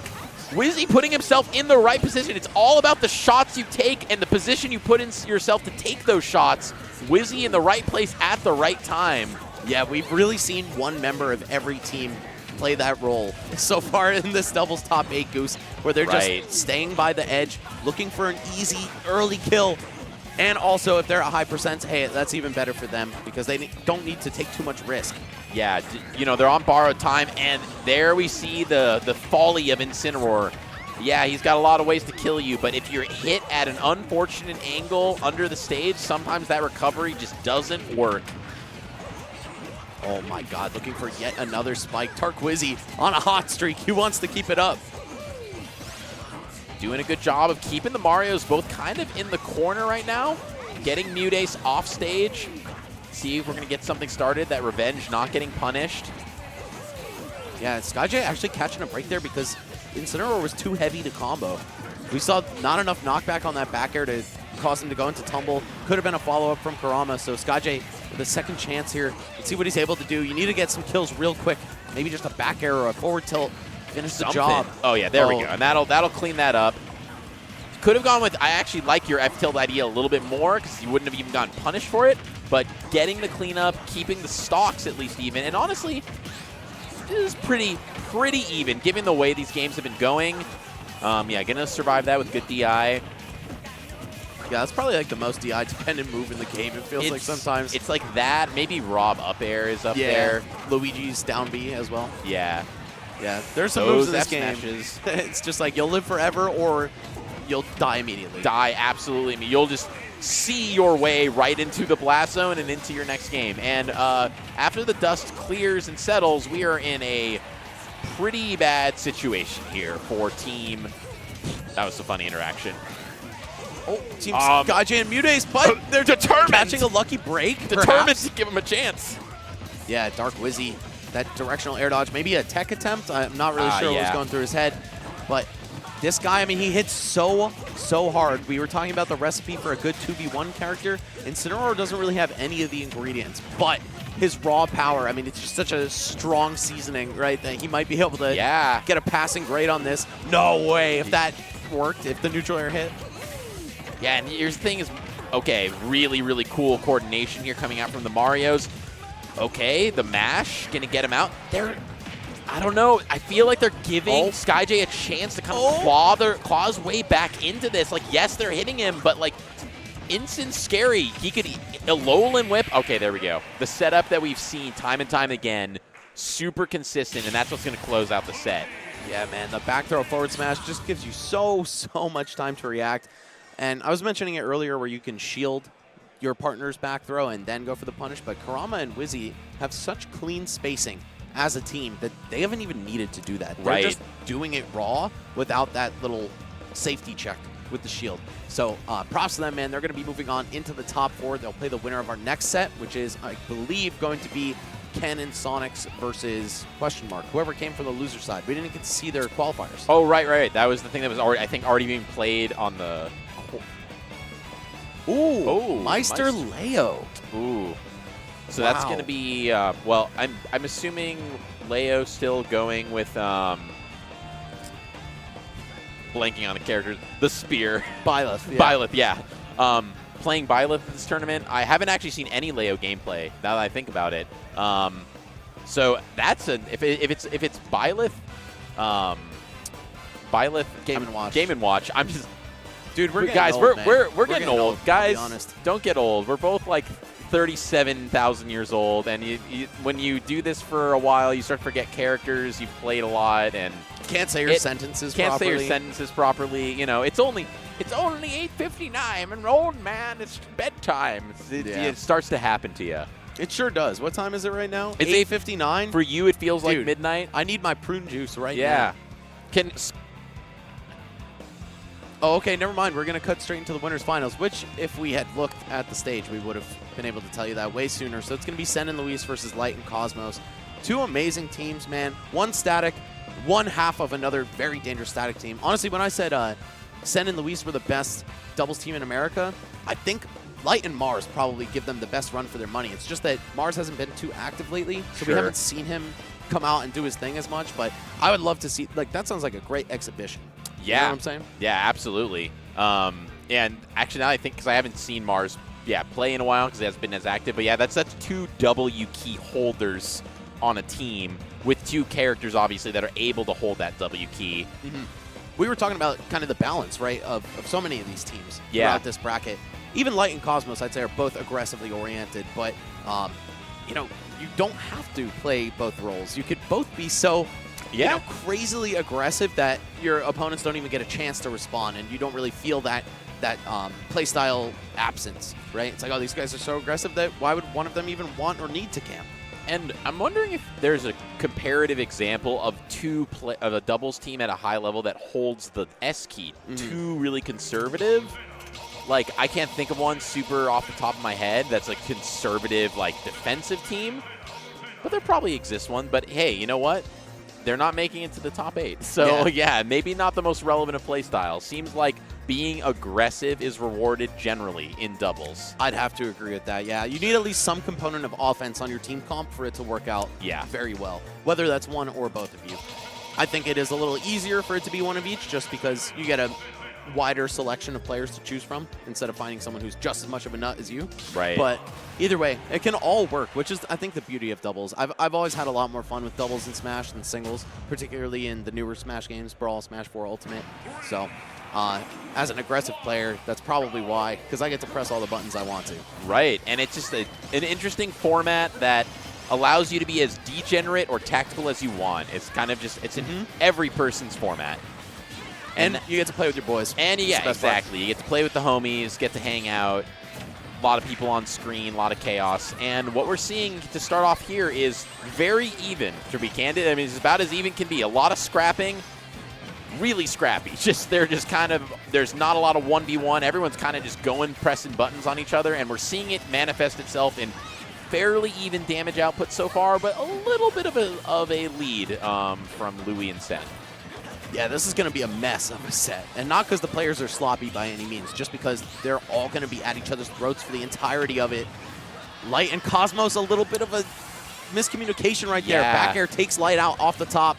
You know he's not going to be happy with that, man. If you ever watch Lights Out, the dynamic between these two, you already know how Light's feeling about that. And what a, the similar. He's mad at him, man.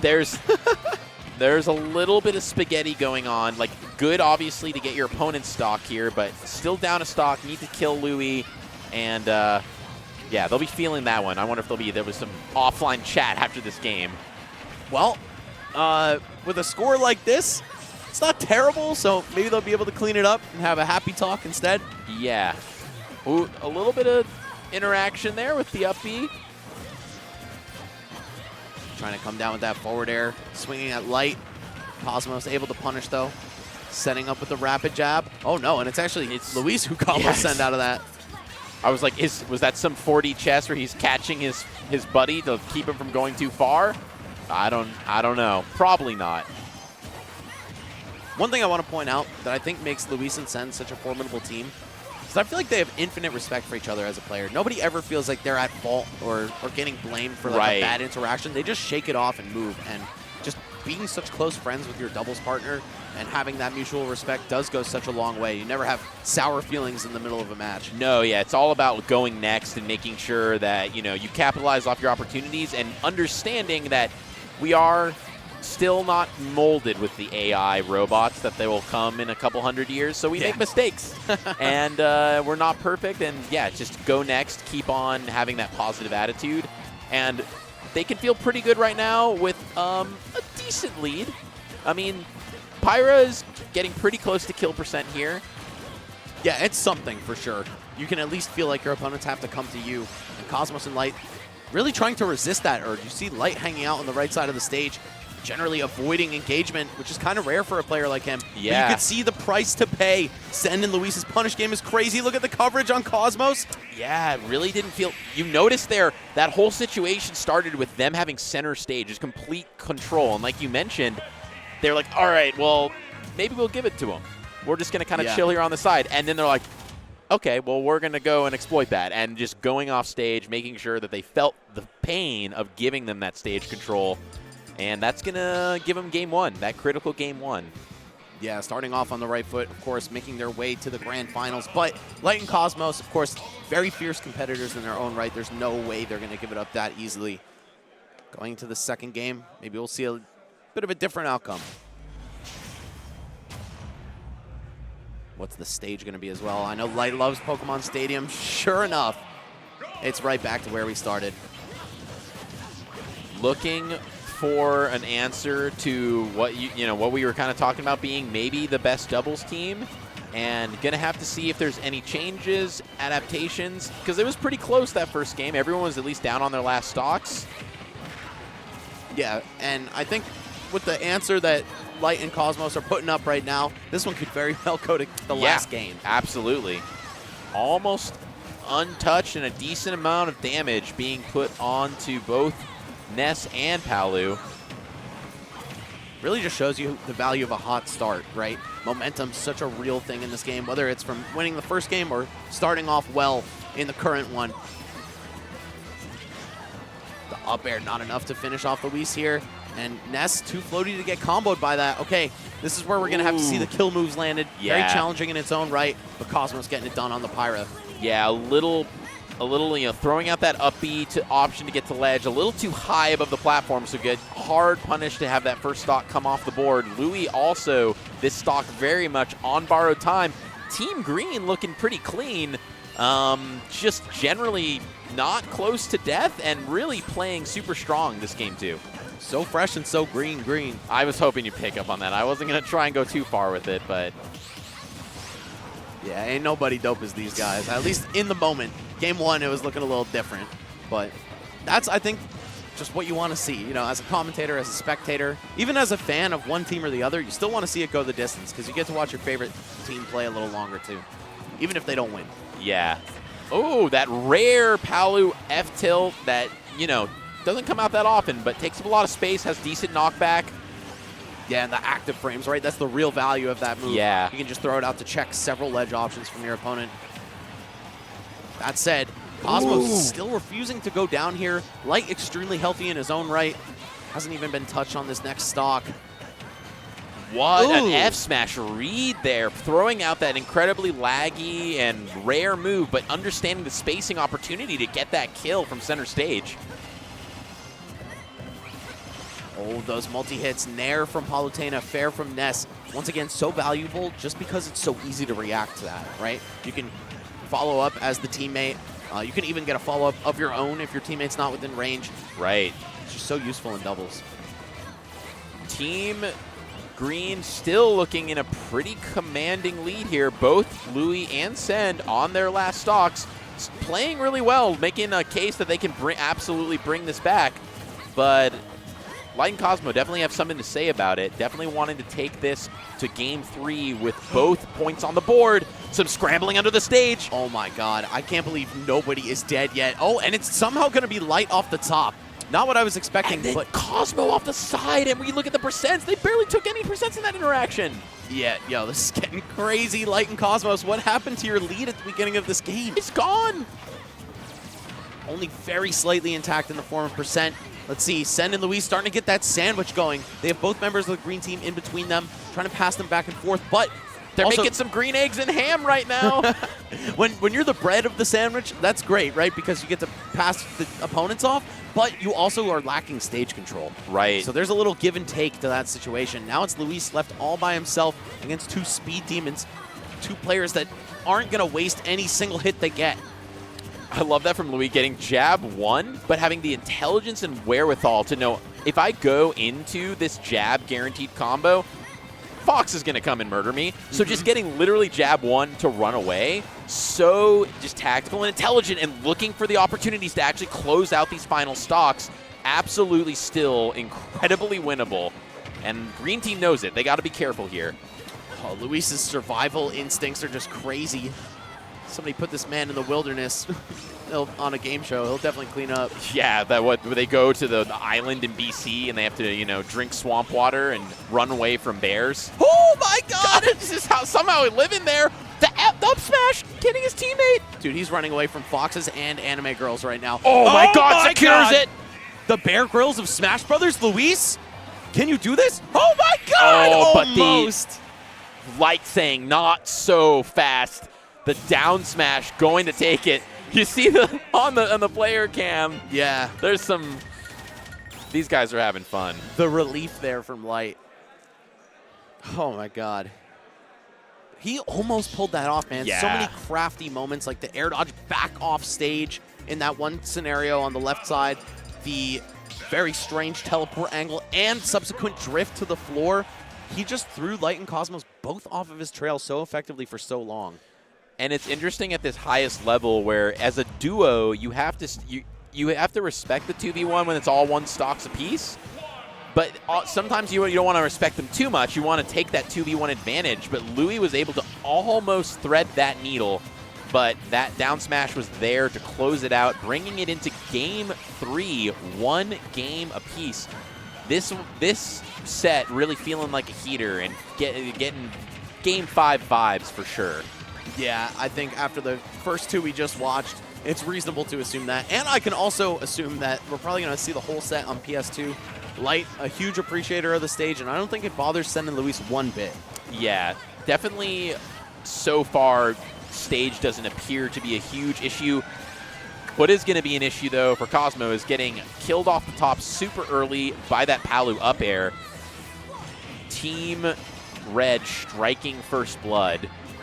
Yeah, and again, we saw the value of starting off hot. The team that took the first stock of each of the two last games ended up coming out on top. But now it's the first three stocks unanswered here. Cosmos down to 1. Max, I don't even know what just happened there. I was just trying to pay attention and see what's going on, and these stocks are disappearing here. Some of them look like spaghetti. Some of them looked forced.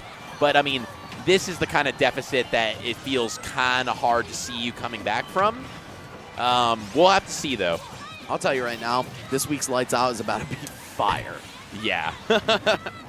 Light is not going to be shy with his words. Either way, of course, there's still quite a bit of this set left to go. Even if we do just consider this one a go next for Light and Cosmos, I think they could still very much fire back. I mean, only a stock deficit here and, like, not too much percent on the board. Enough that if you're Fox, though, you might be a little scared. Yeah, absolutely. Let's see, is Light going to turn the offense all the way up, or is he going to try to be a little bit evasive? Wow, the forward air almost enough to do it, and he's right back. Yeah, Fox definitely on death's door here. Are we going to be able to see this go down to a 1 stock apiece? For now, holding on and actually going to be able to take it down to even stocks. Yeah, Light getting a clutch kill right there. Very much necessary for his team. The stocks are even while the forward smash not quite doing the job, but the forward air after from Ness will. Yeah, and now it's just 1 Fox versus the world here. I don't know if this is really enough life force to do it, but if anyone can, it's Light. What an amazing just nair, back air, just perfectly spaced. He's like, come at me, bro. I am Neo from the Matrix. It's the vibes that he's giving off right now. For real, just, but as no. I say that, just ping pong back and forth and a really just nice 1-2. That was ridiculous right there. Just closing the door on that stock before Light could get too much done. And we're going to see Send and Luis take Game 3 here.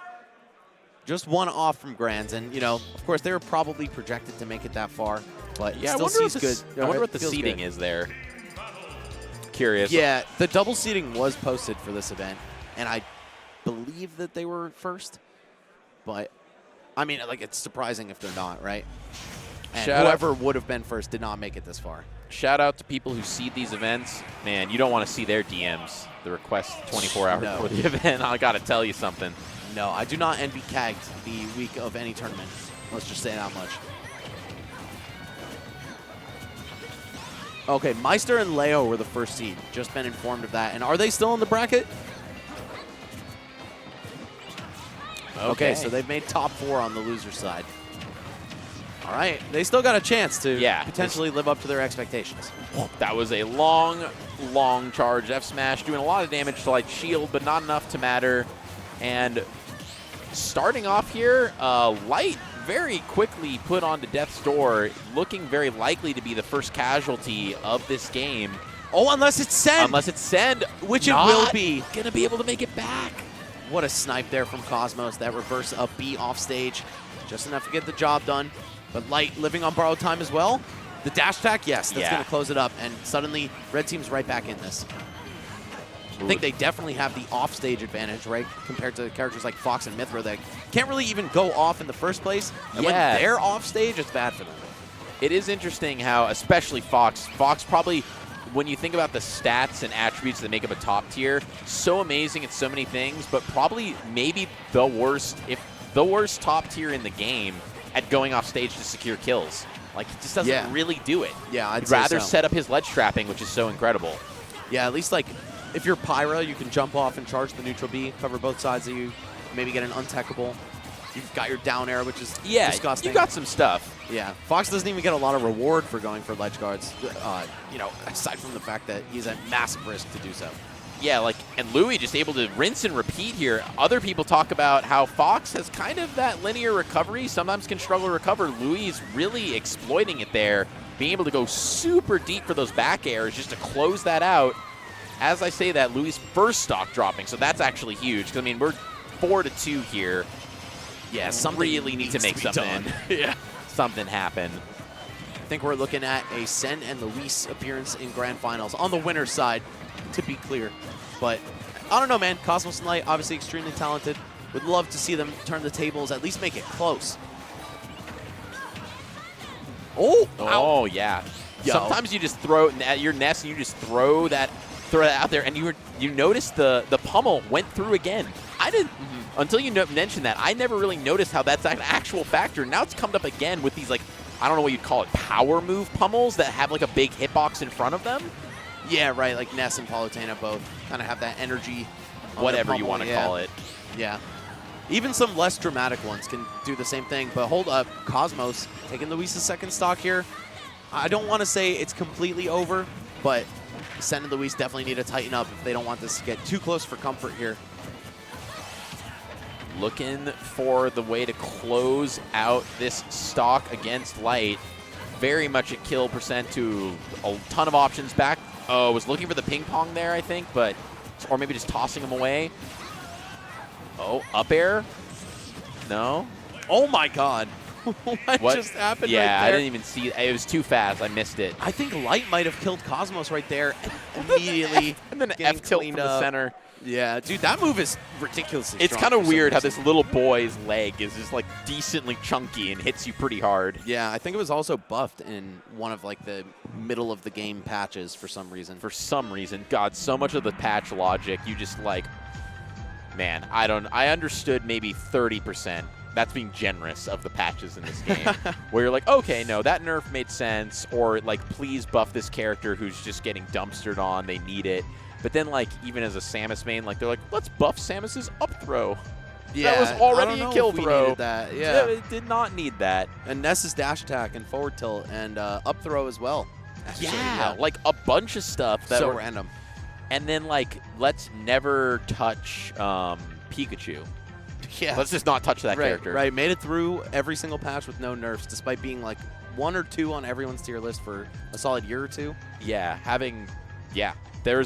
but they completely butchered Pichu.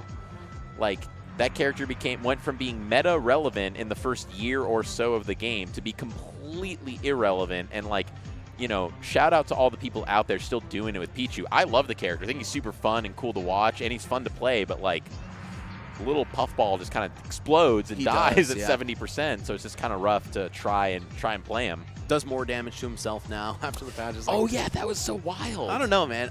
Obviously, he was an issue at the beginning of the game, but I don't know if he deserved that much. But it's funny. I've talked to people about this. If you took pre-patch Pichu and put him in today's meta, how relevant do you think he, like, is he still relevant? Probably. Like, there's I going to think be he'll reps. solid. He'll be solid. But is he dominating the meta? Absolutely not. No, I He's don't just think so, amongst a bunch of other really good characters. That F-Tilt was pretty toxic, though. I remember that. That move That move specifically, was I think, something. needed to be touched up a little bit, and it got pretty nerfed. Brushed down quite a bit. Yeah. Well, either way, I think we will have MKLeo and Meister up next, and they're going to be taking on. Actually, we don't know what the result of the other. Oh no, we saw Wizzy and Kurama win, so it's them versus Meister and Leo. Right. Should be a good set. Interesting. Byleth. Well, that's if it's Byleth. We don't even know who the hell Leo's Right, I was gonna about to play. say, for dubs, I mean, I assume Meister has other characters besides the Game & Watch. I don't- Pichu and Sora, but Okay, yeah, I don't really, for dubs, I just don't know enough about the dubs meta to say, like, is Byleth and Game & Watch, are they good in doubles? Like, they both have big moves that take up a lot of space. Obviously, you've got Game & Watch up B out of shield, so that can just kind of throw things into chaos in a scramble. You just be mashing up B, and, like, everyone flies up in the air. I think Game & Watch is great in dubs. Seems probably pretty good. I don't know who Leo's going to be using. I mean, it's really been a mystery for the past year or so which character he's going to go. It's been a lot of Joker, a lot less Byleth than anything at this point. Little Aegis, little Marth, you know. I'm not sure what's gotten him to this point in the doubles bracket, but regardless, it's Leo in doubles. I mean, we've isolated him as like the best doubles player in the world for a long time. Don't know if that's still the case. Obviously, a little bit of a rough patch for him recently. Yeah, But we'll see if he's able to pull something together. And he never teams with Meister, too. It's another thing. Yeah, because I mean, I remember when we commentated, it was either Poor Priority 6 or 7, it was Javi, I think? He's teamed with Javi a bit. He's teamed with Big Boss a lot recently. Like, Javi hasn't been traveling as much, so Big Boss is usually his go-to. And, yeah, I'd say those two are the usual suspects. But Meister usually teams with Skyjet. Right. So we'll have to see the dynamic here. Obviously, these two, very familiar. I'm sure have played a decent amount, probably have some game plans on deck. Obviously, they're at this point in the bracket. But yeah, this is, I think, the first game of the night where we're not 100% sure what we're going to see on the character select screen. Always a little exciting. Also, to your point earlier about Leo having a little bit of a rough patch, you know, still top 10 in the world. Right. Like, it's so cool that the meta continues to develop and players are able to upset and upseat who, you know, Leo having such a grip on this game for quite some time.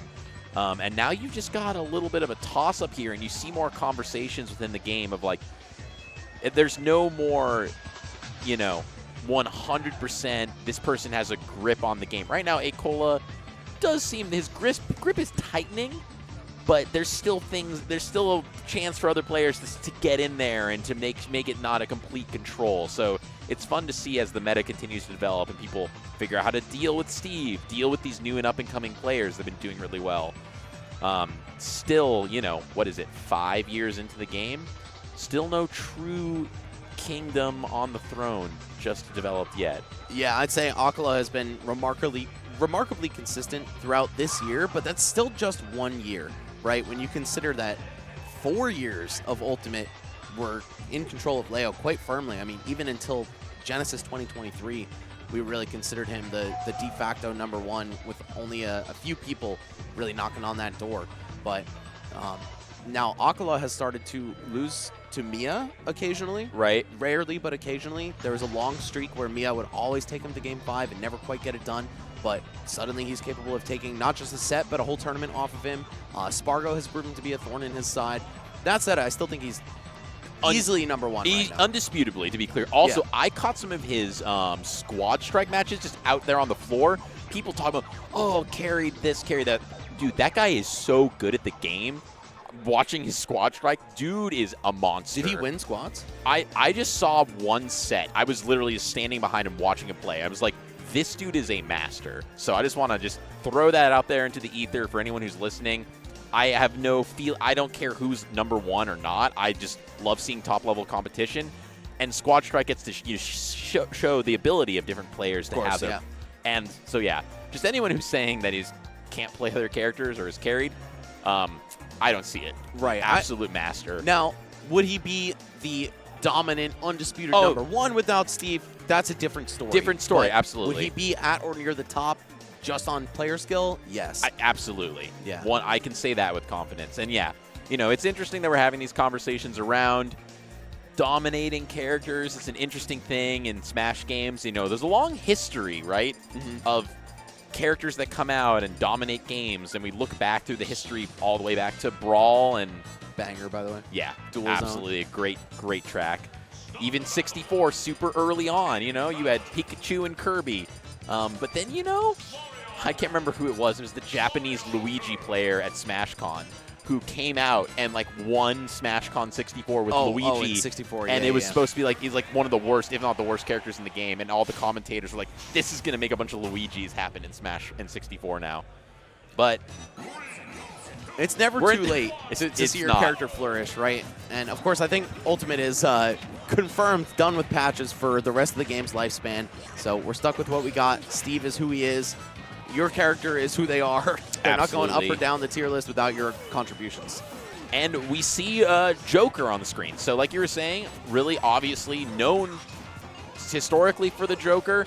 Great doubles pick. Has a ton of utility as an incredibly strong all-around character. Going to be able to speedily get in there to help out your partner. And going to be pretty good in this matchup in particular at just getting off stage to take care of Mario. Now, speaking of Mario, this is like Leo's worst nightmare. Two Marios at the same time, a character that's been a thorn in his side, despite a character pool that you might think is really well-equipped to take him on. He's been really struggling in this matchup, losing to Skinny the Pooh, losing to Kurama, right? But in doubles, it's a little bit different. You don't Right. have to play the same neutral game. You have a Game & Watch that's amazing in this matchup, right? Meister's going to be able to outrange both Marios so effectively, play this crazy out-of-shield game where Mario can normally play very safely around that. And with a little help from his friends, we might be looking at a different story. Wow, that double counter. Yeah, that's some chunkiness. Going to get Arsene on deck incredibly quickly. God, that counter goes so far. Just underneath the stage. Yeah, and Rebel's Guard's such an asset in doubles. You're going to be seeing a lot more of Arsene. Leo really knows exactly where to place that to get his meter right back to full. Oh my god! Oh, and an throws himself off uncharacteristic stage. flub. I was like, I don't know a lot about Joker, but that fastfall looks a little too deep, a little too far, and it turns out it was going to give Team Mario more kind of a lease on life on this first game, and with that, actually taking the lead. Like you said, though, Arsene, as soon as he's gone, basically just right back on deck. Yeah, Leo will have a full meter for most of this match. I mean, he can even counter Meister's hits, right? Right. Just use that to his own advantage. So we'll see if that's going to come into play at all. But so far, it's kind of with the stroke of luck, Team Mario in the advantage right now. Absolutely. Both Marios starting to approach death's door, but Leo here also on borrowed time. Meister on his final stock. This is really Team Mario's game to lose. But are we starting to see something begin here? Yeah, I think there's some signs of life. If they can get rid of Dark Wizzy right now, they're looking pretty great.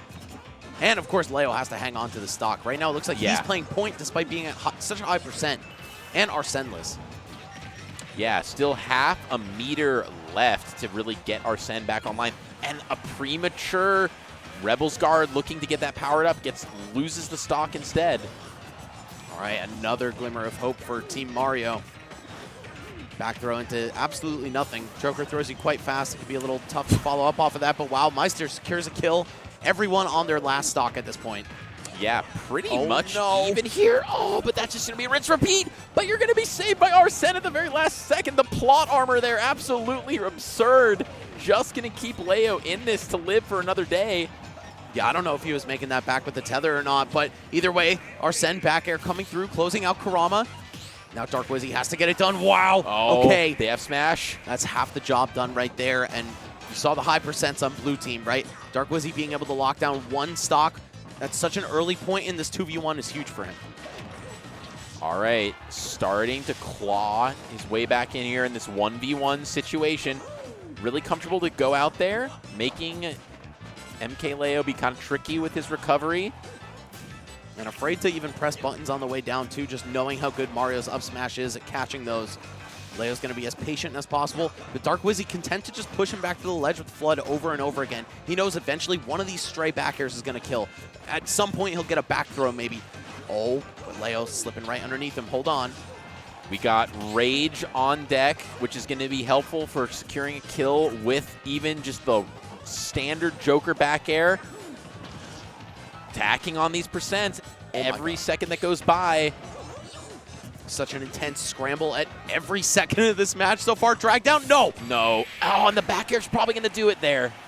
Wow, Dark Wizzy. It's tough to even say he won a 2v1 there, right? Because he killed Meister immediately. But still, took 2 stocks with his last one. Very impressive nonetheless. And Meister and MKLeo thinking about what they're going to have to change up for next game. I mean, for one, running off the stage and SDing, that's obviously got to go. I don't think we're going to see that again either way. Can't be doing that at this level of play.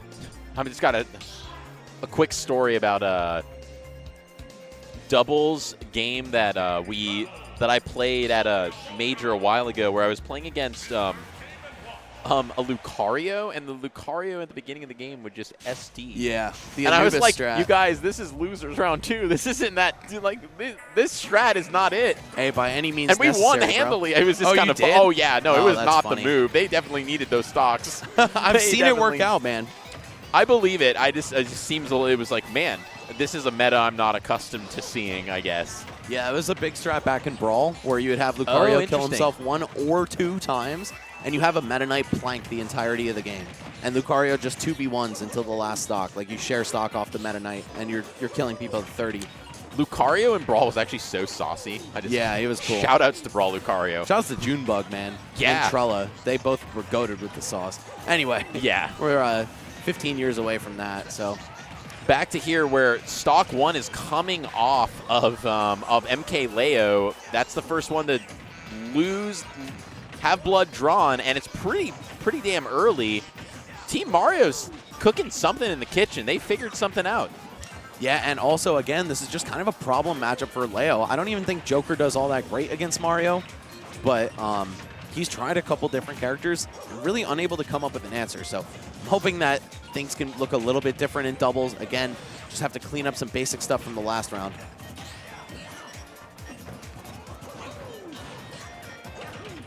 The down air on the partner, though, on your own teammate. Oop. And up air is just not enough to get it done. Yeah, not on these blast zones. Not quite going to do it, but going to do it there. And wait, what happened?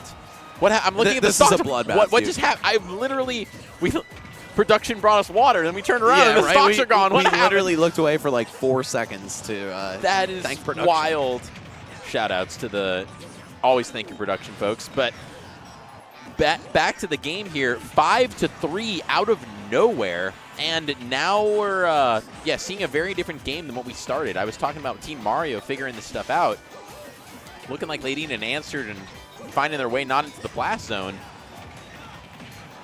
Let's see Meister and Leo, if they're able to answer back here, reestablish themselves in the set. I think that's a good sign. I could see this also going to all 5 games. Oh my god, looking for the snipe with the gun too. I think a simple forward air would have sufficed, but Leo always looking to get it done in style. Oh, the down smash though, okay. Nice coverage. I think this is still kind of go next territory for Kurama and Wizzy unless the spikes start coming out. Yeah, that's really, they need to get some kind of really good percentage set up for kind of an up air fair situation where it's just a checkmate and there's nothing they can really do about it. Haven't really seen those opportunities presenting themselves though so far. Yeah, definitely not, and especially on a character like Game & Watch who's so mobile and so disjointed. I could see it being really difficult. And he's floaty too, right? Not the easiest character to combo by any means. Could hit the Ejecto-Cedo with the up B. Yeah, and looking, go next vibes are strong right now. Yeah. I think at this point, if you're Kurama, you don't even want to show your hand too much. Like, might even be worth just running off. But he's got the fighting spirit. He's not going to give up that easily. Right. No, it's funny you mention that. It's like, even if you're fighting on, you wouldn't show one of your, if you had your bag of tricks, and I feel like, you think about high level, mid level, low level Smash. At low and mid-ish level, you have one game plan and one way you play, and that's what you do. And either it works or it doesn't. Maybe there's slight adaptation, but not much.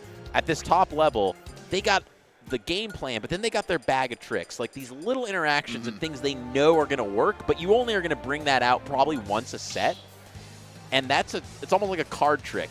It's like, oh, I didn't know that was going to do that. I didn't know that was going to work. But if you don't want to reveal it in that kind of situation where it's just like, oh, now we know to look out for that, but we're still going to win this game. Yeah, once you've seen it, it doesn't work again. And, of course, you got to know exactly what the right time is for that. There's a lot of comparisons between, like, I don't know, Smash and poker in that exact way, right? Like, yeah, absolutely. Showing stuff. And I even think about it in terms of, like, musicians who have their bag of licks. Like, you sometimes, if you want to get the crowd going, you're going to bring out that one thing that you know is the special thing no one else has seen. The little drum fill in the pocket, you know what I'm saying? Exactly. You got to wait for it. If you're doing it every measure, then it loses its appeal. Gets old real fast. All right, they're just chilling in center stage. Yeah, attacking on a ton of damage to kick things off here.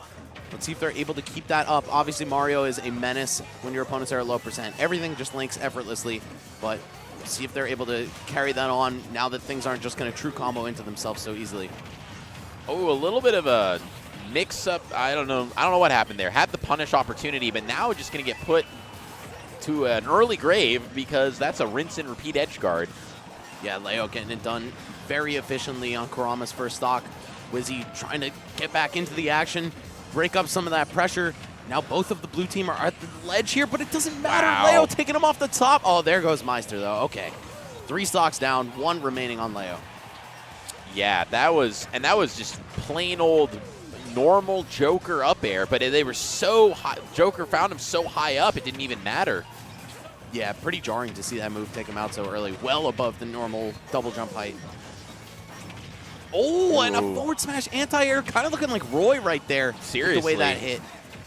Oh, and Leo just perfectly positioned for that, but a little bit too early. Oh, was able to get that air dodge to get out of that situation.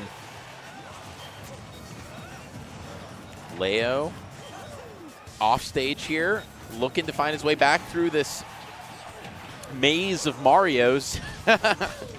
The Mario Labyrinth. Okay. The Mario Labyrinth found a trap door, and the blast zone was underneath. Mom, can you pick me up? Zach Galifianakis' new show, Between Two Marios. Between two, yeah. I hate it. Bring back the Ferns. Yeah, bring back the Ferns. Yeah, Hillary Clinton and Barack Obama going on Between Two Marios. Just getting up aired a whole bunch. And we're seeing a pretty even game here, honestly. After the dust has settled and all the chaos, fairly close. Both 2 stocks. Wizzy dropping off here. But they're able to secure this off of MK Leo. Going to keep their hopes alive for this very critical Game 3. Or you just completely pivot to targeting Meister down and trying to eliminate him here. Looks like Leo is content to just play that ledge game, play that Ken roll again to harken back to our first set where he knows he's in a little bit of trouble, but if he can just stay there and pick off stocks as they come to him, that's their ticket to victory. Oh, I love that, the Rebels guard on the Mario throw, but just not enough to survive afterward. We could have seen a huge turnaround with Arsene, or a huge swing continually into the blue team's favor. And now, on that fresh stock, starting to kind of take a little bit more control center stage. Meister having to weave in and out really carefully to try and keep himself alive. Obviously, Game & Watch quite light. And just, kind of jockeying for position here, looking to just, not get caught out. Really needs to stay alive here, because even if both No way! No way! Whoa. I was not expecting the kill screen there because I didn't see Game & Watch flying at the down air. That was wild. I think Meister died at 96% right there, too. So high up in the blast zone. Again, really a situation that only comes up in doubles. Being that high, that close to the top blast zone. You know, can I get some, I don't even know what I should ask for in chat. My first reaction was just some fire emojis or some big eye wide emojis or something for one of the craziest kill screens that I don't think either of us knew what was happening. Let me get some tornadoes in chat. Tornadoes in Mario chat. Down air, the Mario down air. Tornadoes God damn. in the chat for just going to kill screen when we thought we had another 30 seconds on the clock. Jesus, yeah, drop your tornado emojis, guys. I see him coming in. Oh, good Lord, that was uncomfortable. I was not ready for the match to be over right there. No, yeah, and you didn't think, because like Maister kind of just like popped into that situation, and he should have seen himself out. Right. Found himself another time to get in there, and that was not it. And I think he only got clipped by the very last hit of the down air, too. That kill screen, again, coming out of nowhere. A little jump scare for us here on the casting desk. My God. All right, Wizzy and Kurama up 2-1 now. Looking to take this set home. Again, kind of a lucky break. In Game 1, it was Leo killing himself. In Game 3, it was that fateful down air that ripped the game back out of their opponent's hands. Right. And now we're seeing just a pretty, not a super domineering start, frankly, from either side. It is really interesting, though, the way you're talking about Dude, what the hell's going on? Yeah, I don't know what that shenanigans, those up airs. Didn't mean to cut you off, though. No, yeah, I didn't know. I didn't even know what was happening there. There's just some weird interactions. I mean, sometimes weird moves with win boxes in this game have weird interactions in singles. You throw a bunch of characters on the screen, and then all of a sudden, chaos happening. Just parry your F smash. I'm going to give you the F smash. All I was going to say is just that you were talking about Leo not being comfortable against the Mario matchup, something I'm not super familiar with. I haven't been watching a lot of his sets recently, but I see it. I wonder what it is, but he's just not as comfortable. Yeah, and I think it's just kind of hard for Joker in general. The sword characters that he normally plays theoretically do well into Mario, but you see the punish game of players like Kurama evolving so much over time. Guys like Marth and Lucina really can't keep up with that. They have to win by 1,000 cuts every time. Right. A lot of interactions, whereas sometimes if your opponent just needs 2, and Ganon only needs 2 interactions, but it's Ganon. So if you're actually a good character, really puts your game plan into a different kind of perspective. Well, either way, we have once again a dead even setting here. Yeah. Looks like Leo and Maister getting a little bit of a break here. Oh, but Leo hitting Maister, and now suddenly things are back to a scramble. It's so close. Everyone in the early 40s. Just looking for their opportunity to move. Gonna be fine here unless one of the Marios goes off stage to try and punish that. He was getting that star. The up air was looking for the fair, but was saved by his teammate. Oh, Wizzy trying to hunt down Maister here. Leo trying to break his partner out of jail. That little cape stall, yes, just gonna barely save him. Meanwhile, Leo deals with Kurama on the left side here. Looking for that tornado kill off the top. Are we going to see up B? And the DI is good enough, and also just low enough percentage. That's not quite a threat yet for the kill. Yeah, gotta make sure you're always ready for the cross-ups or whatever direction Kurama's gonna be coming from, or any Mario player, or else you're going to an early grave. Maister gonna just drift to the ledge here, hanging on for dear life here. And so is Wizzy. The only player on his team with these 2 stocks intact, and it's not going to work out. Yeah, looking for it that time, but the timing wasn't quite there. That would have been so key, too, because, I mean, Leo living to it. You're letting Leo get Arsene again, and now you're at 159%. Rage Joker. You just can't allow him to get that resource. And now that's going to be, oh, not quite getting the kill. This is a character you do not want overstaying his welcome.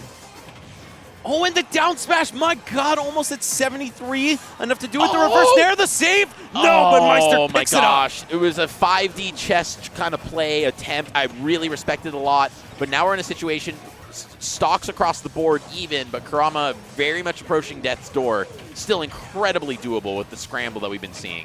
Let's see how patiently can he play.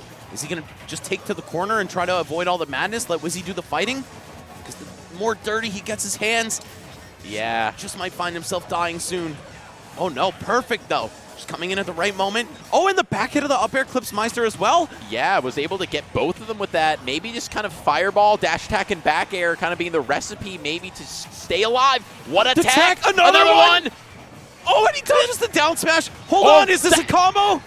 He's gonna kill off the top. 86% with the DI cross up, and now it's 2 Marios against Maister. He's at mid%. Any stray hit should kill, but Game & Watch might have a hard time doing that. Yeah, I mean, he's got up B out of shield if he gets pressured, but not really the character. I mean, not the worst 2v1 character. Definitely has some options, but still, Kurama living to 163. But hold on. Overstaying his welcome there. Dark Wizzy still might be able to get this done despite the percent deficit. Game & Watch obviously very light, made of paper here. Now this just becomes, I don't know how much these two have played in the past or even the really thinking about this matchup.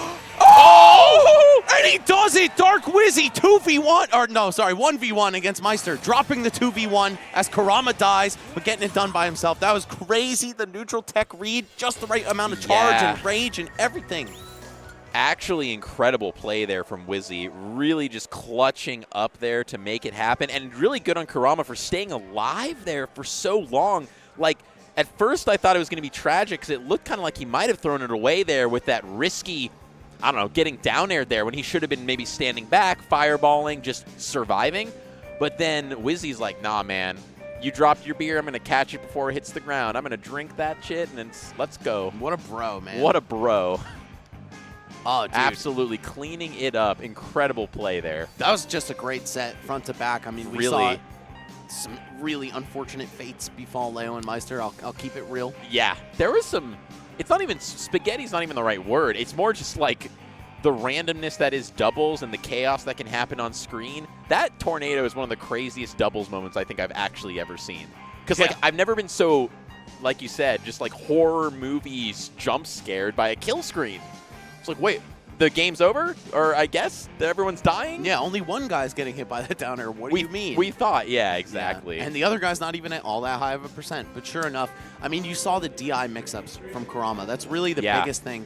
He'll get you in these up air chains, and you're holding one way, expecting the up B to be the finisher. But no, he'll go for a downer, and he'll drift through you in a way that it actually forces you to have to change from left to right to survive it. That's what got Leo right there. That's what's been getting Leo in a lot of these sets against Mario. If you go back and watch him versus Kurama at Let's Make Moves Miami, you'll see that exact thing happen quite a few times. So that's just like the Mario meta being evolved there. Because, I mean, for the first years of the game, you saw the consistency of up air, up air, up air, up B. And, like, hey, is it tacking on great percent? Absolutely. Is it sometimes killing if there's spaghetti DI? Sure. But anyone at an even high level is going to DI that correctly every time. But now the Mario's figuring out, hey, actually, with the correct aerial drift and timing, I actually am able to cross you up with this. Really making the character even that much more scary. Character already was pretty scary. No, I gotta say, the Mario players have gotten a little creative, you know, finding those holes in that punish game and exactly how to patch them up. Kurama really leading the pack in that department. But then, you know, Dark Wizzy, to his credit, he's really got an incredible neutral game. He just has a very solid handle on how to fundamentally play Smash. That's what allowed him to take that win on Meister. You saw the knockdown with the neutral air, and it was just a very fundamental part of Smash. Tech chasing. What's he going to do? Reads the neutral tech in a scary spot and is rewarded with the set win. If that had gone to Game 5, I don't know what would have happened. Would Kurama have landed another crazy DI cross-up on Leo? Maybe not. Well, for them, it's Team Mario gets to live another day and now gets to play against two of the more aggressive doubles players that we have been seeing tonight. And I don't really know all four of these players' set records in singles. I know I've watched them play each other. So in terms of experience, I feel like everyone here pretty generally experienced with each other. I think it's really going to be about, like, is the just scrappy, aggressive style of Team Green going to prevail? Or is the slightly more kind of, I'm not slow, but steady approach of the double Mario going to work? And we're getting maybe a little indication of our first answer. Yeah, again, that punish game really shines for a double Mario team. Not only do you have insane combos of your own, but you have combos that very naturally set up the other Mario, who's very used to comboing off of Mario's moves. That said, it's a pretty even start so far. I mean, if Dark Wizzy goes out right now, we're looking at a Smash 4 match across the board. Right, exactly. Oh, I like the idea going for the fair there. It's going to be a little tough from that angle to try and catch the Firefox. But that's what you gotta do to secure those early stock leads. Nice parry, gonna get the F throw on that, and gonna be sent to the blast zone actually by that well-timed up smash by Light. Yeah, if you're a Mario player, you gotta have some of the sickest parries in the business, just because everybody outranges you, right? If you're taking normal shield stun and shield pushback, you're probably not getting a hit. Definitely another thing that the meta has developed in terms of for everyone at top level, your parry game it can't just be an accidental reaction like it is for many people. You got to have that parry game on point. Yeah, you can see the gap between how much value you get out of a regular shield versus a parry in general. Okay. Oh, we're going to see the throw from Cosmos interrupt the Marios from saving each other. But they have climbed their way right back into this. It's dead even at this point. Rolls into the forward smash and the back hit of up smash from Light. Not enough to get it done, obviously, but still favorable stage position here. The switch to Pyra, very clutch. Back throw, no up smash. Not quite going to be able to close it out there. And just taking a quick look at the stocks, looking actually fairly even because Light is just on death's door here. Anything going to take him out. Well, that dash attack not going to catch the 2-frame. Let's see. What? I thought Dark Wizzy hit him there. I know. I was like, oh, back air, but it was the different character's back air. Turns out that Rage Fox back air is going to kill decently early. Oh my god. People just exploding all over the place here. And Cosmo still just quietly sitting on 2 stocks. Maybe not for long, but it looks like they're going to leave him alone, go for Light, tack all this damage onto him, then eliminate Cosmo so he can't share his stock. See how Cosmo sets up for this edge guard, looking for the down air. Really doing a super good job of keeping Wizzy out, and that's going to close it out and make it a pretty clear. And all of a sudden, that looked very doable, and then it didn't in an instant. It was like once he set that up and was able to really confirm that edge guard and get into a position where Wizzy's dead, it was like, well, now I'm just going to throw up this giant fiery sword. I'm going to kill my my teammate, but I'm going to kill you at the same time. This kill screen ain't for my teammate. It's for you. No, definitely not for Light. I think he was only like 45% too.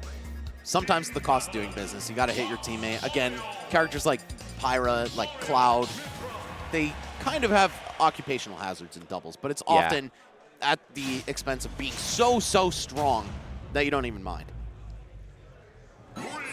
All right, here we go. Game 2, switching things over to Battlefield, getting Light out of his comfort zone. Man, loves Pokemon Stadium too. You could watch any of his sets on YouTube right now. Guarantee there's a large majority of it being played there. Let's see if this is going to change things up. Light has been using so many footstools as landing options, by the way. We saw 2 right there. Saw 1 in the last game that actually got him out of a bad spot as well.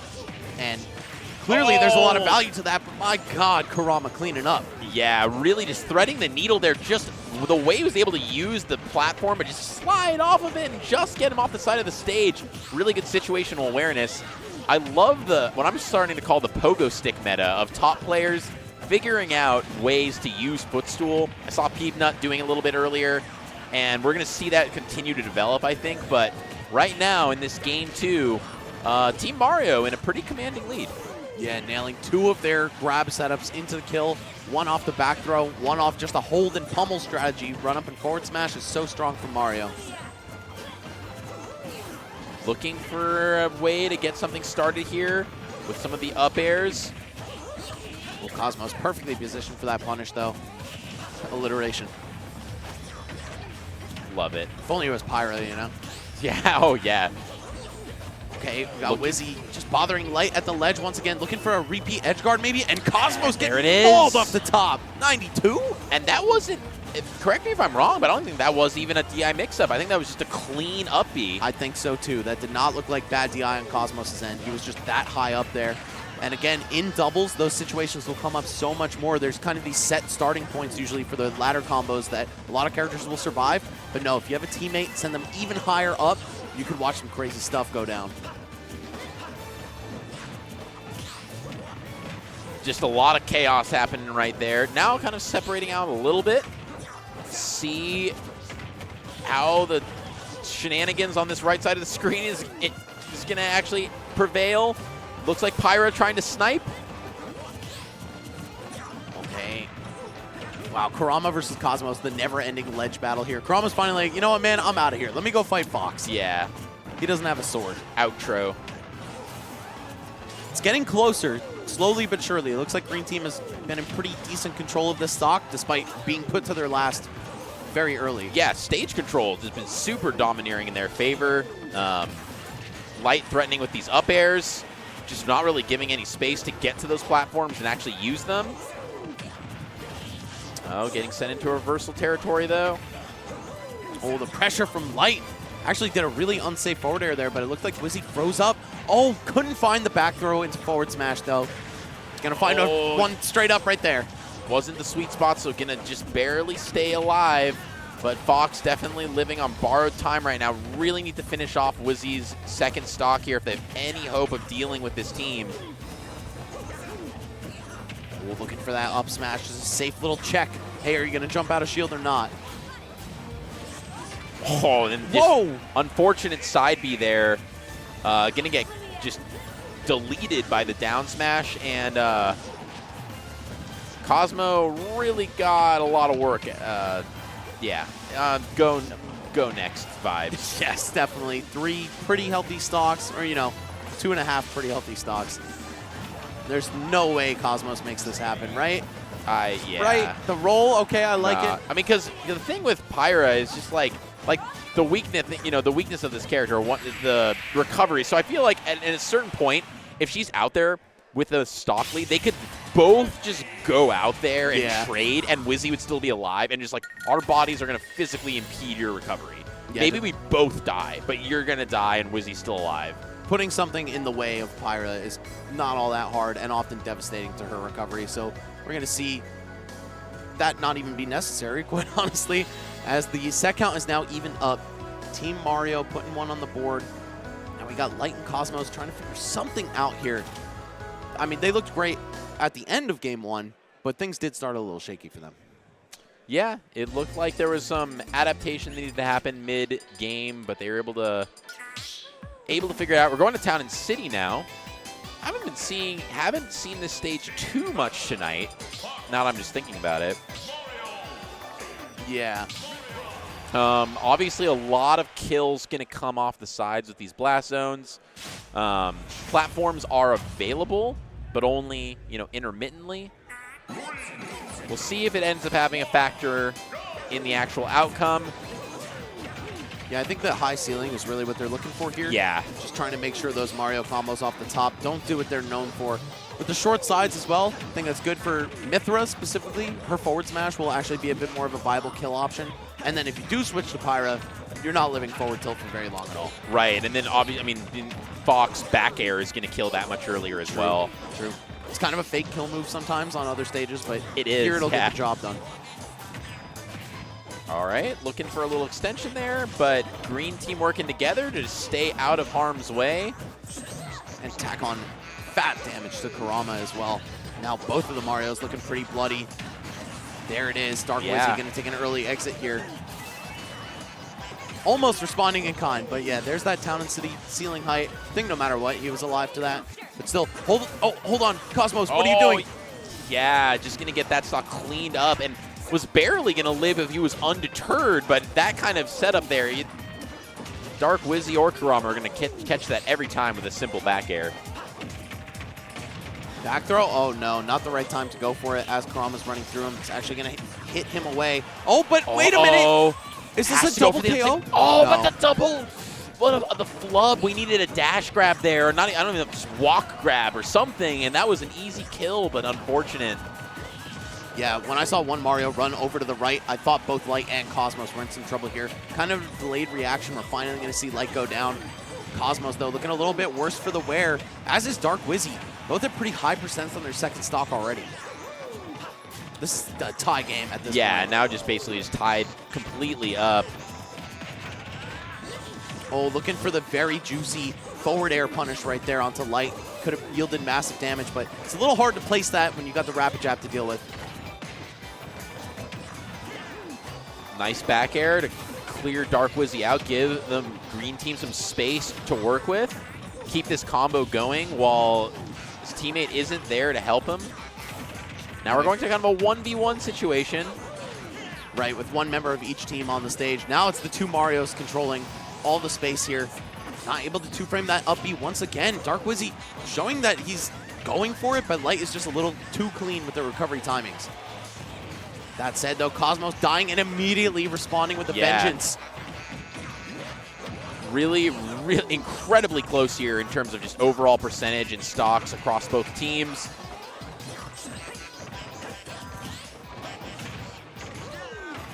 Looking for an option here, but gonna let Light get back onto stage. Not able, another missed dash grab, unfortunate, but it doesn't matter because Dark Wizzy's big old Mario noggin. Gonna be able to take the stock there with the up smash. Yeah, Light down to his last, but so is Kurama now. Everybody on Death's Door. Let's see how this works. Oh, and Dark Wizzy's recovery able to be covered there by his teammate. God, it's just so even. It really is. Like, you total up these percents, and they're pretty much identical. The up air, that's a huge starter, but Dark Wizzy right there to get Kurama out of trouble, but Cosmos there to swat Dark Wizzy away. Yeah. The back and forth between, I'd say that of the, is that off the top? Yes, yeah. it is. When you have those platforms so high up, it's almost like the stage doesn't have a high ceiling. You're right. Yeah, to get something started there, and just like you were talking about the high, the high blast zones, but sometimes with the platform setups, Mario has access to something he wouldn't otherwise. And there's the Gimp, the Fireball Snipe. Not underutilized, but like Fireball's pretty good move, especially against characters where their recovery isn't always the best. Just enough of a momentum killer and a hit stun where like you're just dead there. Yeah, 100%. There was no way to come back. All the water and the fire in a situation like that. Pyra and Mythra. It's kind of funny, just drenching them and flaming them. Yeah. It's like starting a steaming business, get you nice and steamy. World's fastest hairdryer. Exactly. But yeah, such a crazy end to that game. I feel like Cosmos really had nowhere to go, and his character's recovery, just not well suited to a situation like that. Let's see if he and Light are able to turn something around in potentially the last game of this Losers Finals.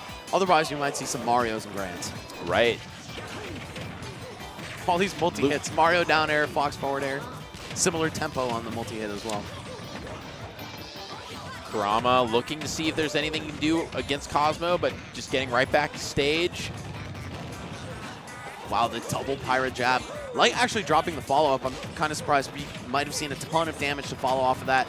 But we still are. Light picking up the solo combo. Kurama doing one as well. Looking to get rid of Cosmos here.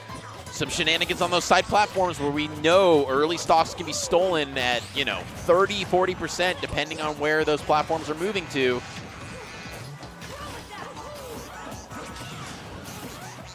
All right, Dark Wizzy getting back on stage. Both of them, for a second there, Cosmo almost unsure of where to go. Kind of just keeping Wizzy in check on the side there, but then do I go help with my friend? I don't know. But whatever they're doing, it's working because both Marios just getting their stocks deleted. Yeah, really good start for the green team this time around. Oh, Cosmos looking to close it out right now. Those forward airs just not enough knockback to get it done, even on town with the short sides. And we're going to see Dark Wizzy come to the rescue. Or was it Kurama? I don't know. One Mario saved the other one. It's too hard to keep up, guys. Oh, getting I thought he was going started. to do down tilt, man. He could have gotten even more off of that. Yeah. Light techs the stage spike and burns his double jump to get way back to center. Not entertaining that edge guard whatsoever. Oh my God, Whoa. double kill? No, not quite. No, yeah, that was just, for a second it looked like it. The flaming Mario Tornado, that's got to be, someone's got to coin that. I mean, they're the first people I've seen do that, so they got to coin that phrase, whatever that is. And we're actually at a pretty darn even game now, after the dust has kind of settled for some of those interactions. Yeah, for real. This one was getting out of hand at the beginning. Green team was cooking, but now the shoe is on the other foot. Wait. Oh, okay. Dark Wizzy dies as well. And Kurama still with the stock lead here. They, I know right now, are looking to close this out 3-1. Want to try and keep this lead. You know how much pain they're going to be in as soon as they get grabbed by one of these Marios, though. Yeah. So far, it's just been a couple stray hits, nothing too serious. Now putting some pressure here on the right side of the screen. Light comfortable to just wait there, say fireball all you want. I am sitting here with back airs on deck, ready to go. You are free to sit there and give me stage control while my friend duels the other Mario on the other side of the screen. Back air going to be really good there. Got one from Light, yeah. All right, getting down to the wire here. Really, it's going to be a game of protecting Dark Wizzy and Cosmos at this point. I think we're going to see a lot of Kurama versus Light dueling, and then the other two hanging out towards the corners, looking for those snipes. Oh, I love the pummels there. But almost killing his teammate there, real close. If Kurama had gone for the back throw, as Dark Wizzy was expecting, though, that might have been a stock. Oh, how is this all gonna land? Goose, are we getting a 5th game? Are we I getting the don't- Mario Brothers? I don't know, Max. It's Oh! looking. Oh! What's happening? Okay, we're left down here with a singles match. All right, both characters at fairly low percents. This is basically just a stock of singles. Light looking in control here, really comfortable to just stand there and say, "Come at me, bro." Yeah, Kurama had a massive lead to kick things off, but Light opened him up immediately, tacked on a ton of damage, and now this is dead even. Up smash will do it for either character at this point. And you know what Light's looking for, that storm of back airs at the ledge. Trying to land right now, but not allowing him. The dash attack coverage is just too good. Dude, this is so tense. Reaction ledge trapping. Oh, and he jumps. Okay, Light not ready for it. Oh my gosh, that was back throw. Oh, and he's dead. No, No, but he gets the rapid jab. jab. One back throw from Mario. One anything decent Yeah. from Fox, But Uh-oh. he threads the needle. The up air, now looking for a back air of his own. The parry! No Oh way! my god, what a way to close it out. And I was talking about the parry game at the high level. You need to be on deck and ready, comfortable to not just have the parry, but in a last stock, last hit situation, pull the trigger on the parry and know you have that execution to actually close out the set. Man, again, especially important with these shorter range characters like Mario, right? You don't have a big shield grab. You don't Right. have big moves. If you had to take shield stun and push back on something like Fox's back air, sorry, there's no way you're ever going to punish that. But Kurama, knowing not only did he parry, but also that he had to go for his longest reaching and fastest move in that situation. Down smash, the only one in Mario's kit that has that Exactly. perfect blend of both for the situation. And like that also was even you were holding your breath as he was flying across the screen. It was like I was like 99% sure he's dead, but even there was a little tinge. I wasn't ready to call it because I know commentators curse at this point. Every time I'm like, and he's for sure dead, They're gets gonna another, live, right? another Yeah. lease on life somehow. With those blast zones, it seemed pretty clear, but yeah, what a way to finish out that set. Just a 1v1, perfect parry into down smash. And now we go to Grands where, as we've been talking about, what we'd argue is the best team in all of doubles is waiting. With At least two in sets to North work with. America. Oh yeah, North Yeah, America. or in the U.S. more accurately. I think Leo and Big Boss, Spargo and Chag, they definitely, pose a pretty big challenge for that title. But Sen and Luis must be talked about and must be respected in their own right. These two have been doing it for, I would say, since like the post-pandemic era, so a solid 2 years straight. Yeah. I want to say Port Priority 6 is really like where they got themselves on the map. That's what I remember. Yeah, Yeah. hey, it was us. It was a commentating that. repeat. Yeah, they were wilding out, and they're still. It's cool to see how they keep on developing their play style, their weight, their approach, not just their ping pong combo game, but like you were saying earlier about how who gets up from ledge first, making those option selects that are subtle. And we got a Yoshi on the screen. Oh, from Wizzy. I see. I was actually thinking this might have happened in their winner's bracket meeting because the double Mario wasn't working out, right? It's that lack of range that really comes into play against Palutena, but even against Ness, it can be a little annoying.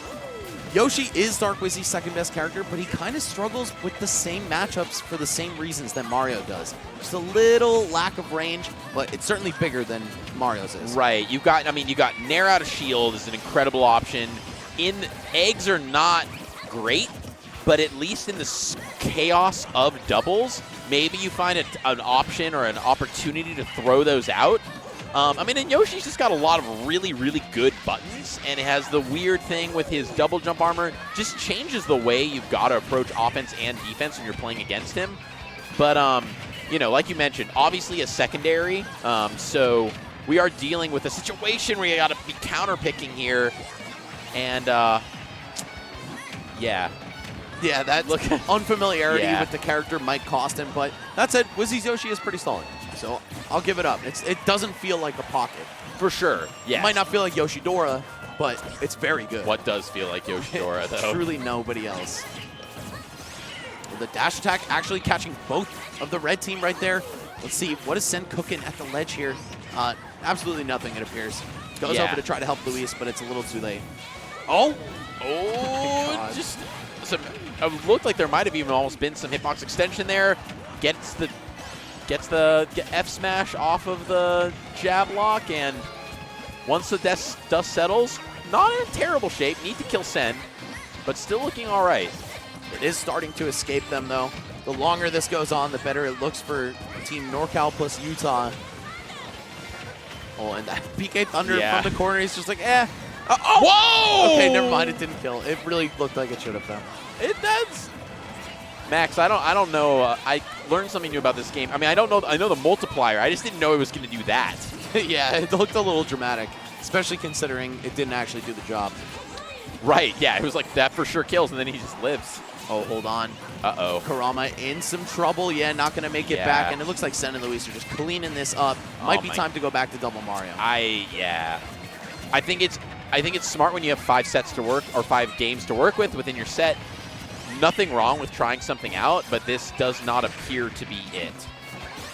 Yeah, and I can't even say that Wizzy's the one lagging behind here or anything. It's not like he's getting cooked. It's just the team comp did look a little bit better in its original state. Although jumping into that fully charged Yoshi up smash was not the move, deleting Louis there, and yeah, I mean, it's still looking rough. Yeah. It's still looking rough, because Sen just doesn't die. Like, he just lives for so long. It's not like Ness is a middle of the road weight, but it's more just his ability to survive and be clever with how he engages. He just never seems to die until he gets at least 130, 140. Yeah, it doesn't even have much to do with his weight. It's just that he's not super liable to dying early because he has that backing him up, but really just the movement this character has, the floatiness, the air drift, it's all so valuable in a format like doubles where there's so much going on. As I say that, though, as we were saying that, actually taken out there at like 100% and bringing this, I mean, you look at the stocks across the board, like, yes, okay, I was about to say, if they can stay alive, start to focus send. Very clutch that Luis found that forward smash right there, because I think if we still had a 2v2 going on, things would be getting a little hairy. That's going to do it. Yeah, all right. Wizzy dying off the top. Last breath taken with his Yoshi. I gotta say, the Yoshi did well, though. I mean, it definitely kept up. It didn't look out of place. It didn't look like a weird secondary, but maybe he'll let it rock for one more game just because they didn't do all that well with the Double Mario either. Yeah. And you know what? By the end there, I mean, everyone was on last stocks, and like you were saying, it wasn't like oh my gosh, this washed-looking secondary comes in. It was there to play. It was doing its job. It just wasn't enough. Yeah. And it looks like he's locking it back in. Yeah. Okay, I respect this. You know, you don't want to just give up after one, especially when it was pretty competitive. Maybe not quite close, somewhat close, but competitive for sure. You can't deny that. Yeah, and sometimes you want to have a game plan and you stick to it. If you know something can work, yeah, not just giving up immediately after having a close call. And yeah, I mean, look, this is the combo game here from Wizzy looking great. That up tilt reset. I'm liking the movement too. Yeah, really getting some damage on the board here. Showing his chops on the Yoshi. Certainly something that most people haven't seen before, but hold on. The egg actually just assisting Karama right into death at the hands of Sen. That's unfortunate. Yeah, I didn't actually even catch where the egg ended up, but that's really unfortunate. It ended up a combo into team kill. All right, Sen and Luis. Not the healthiest lead that they've had. Oh, wow. The back throw into up smash actually works just fine with this team as well. I guess living, that was a pretty charged Yoshi up smash, but I guess, yeah, 109, not quite going to be able to kill yet. Oh, almost some friendly fire there. Or it was some friendly fire, just not a casualty. Sen stuck at the ledge now, but Luis right there to back him up. Wow, was that PK Flash? I'm unsure exactly what got the kill there. I was looking at Send under the stage, and I just didn't quite see what actually got the kill. Yeah, I don't know if the PK Flash killed him or just popped him up into a kill move, but either way, yet again, the friendly fire is coming into play. Sen and Luis can't get lazy right now, can't get complacent. You still have a job to finish. Oh, no! Oh, no. And he spikes Everyone's him, but it's dead! It's 3 stocks to 3. Literally just 40% off from being dead even here. Send. I feel like you got to take those, right? You got to not be too unhappy with it. Oh, no, but there he couldn't save Luis. Now he's going to have to give him his stock. Glad, obviously, Sen happy to have that extra stock to bring his teammate back in, but now playing from that deficit, Sen gonna really need to turn on that survival mode that we've been seeing from him to keep alive and bring this to a 2-0 lead. And you know they want to just close this out, nice clean 3-0, call it a day. not even give them a chance to bring it to another set. Right. Don't let this drag on longer than it has to. That's definitely what they're thinking. They've played a long day of doubles. They got a long day of singles ahead of them tomorrow. Ooh, the up smash. Okay. Hold on. Stocks are even. Oh, and there goes Wizzy. Yoshi. No way, Goose. Did you see any of this coming? Because I sure did not. I did not. I mean, really just strong awareness to know that Yoshi's recovery has some disadvantages to it and how you have to jump back to stage, being able to get that giant down air in the right place at the right time to finish out that stock. And now Wizzy just in a, I mean, to be fair, low percent, still doable, but just really tough when you're dealing with this doubles team. Yeah, you got to be him to make it through this one. Kurama might be him, though. We're about to find out. Ult gets the grab, but Sen not in place to do an easy run-up forward smash or something of that nature. Yeah. Doesn't matter. They will get it done, whether it's a long combo or a short one. My God, Sen and Luis just look so polished at every turn. Even when things are going off the rails, they're able to keep their heads on straight. I just find these ridiculously elaborate setups that all work. Yeah, it's the awareness and the comfort with just knowing exactly which move is going to send where and where their hitbox needs to be at the right time. Really just like, I understand why you like doubles so much. It's like, I'm not a huge fan of commentating or playing doubles at super, like a low level, at my level of play, because it's just kind of crazy. It's just chaos. But this is like artistry. When you see the ability of them to put things in motion and just really know where they need to be at the right time, it's really just a lot of respect because you know how much time and effort goes into being able to actually do that. Feels like the perfect blend of art and science. That's why doubles will always be my favorite format in Smash. And are you a Randubs enjoyer as well? You know, I'll be honest, man. I don't really play Ultimate at all anymore. But I just like dubs. You know, whether it's with any character really, but especially with my own main characters, I feel like they're all good and well suited to doubles. And we're seeing starting here, game 3. They're really just wanted to. Oh my gosh, that spike getting interrupted. Second lease on life here. Pretty even start, to be honest. No real domineering lead. Yeah, I feel like no one's truly broken away just yet, but we do see a very unhealthy Kurama who's going to die immediately. But the forward smash from Wizzy cleans up Luis pretty early. That move hits like a truck. Looking for an opportunity here. Stock's still pretty even. Hey, nice the pop-up. Yeah, I thought we were going to see a little bit more off of that. Yeah. Yoshi can hit so much off the tilt, but it doesn't matter. Sometimes you just got to back off because you know there's a partner ready to back you up as well. Oh, No, not enough.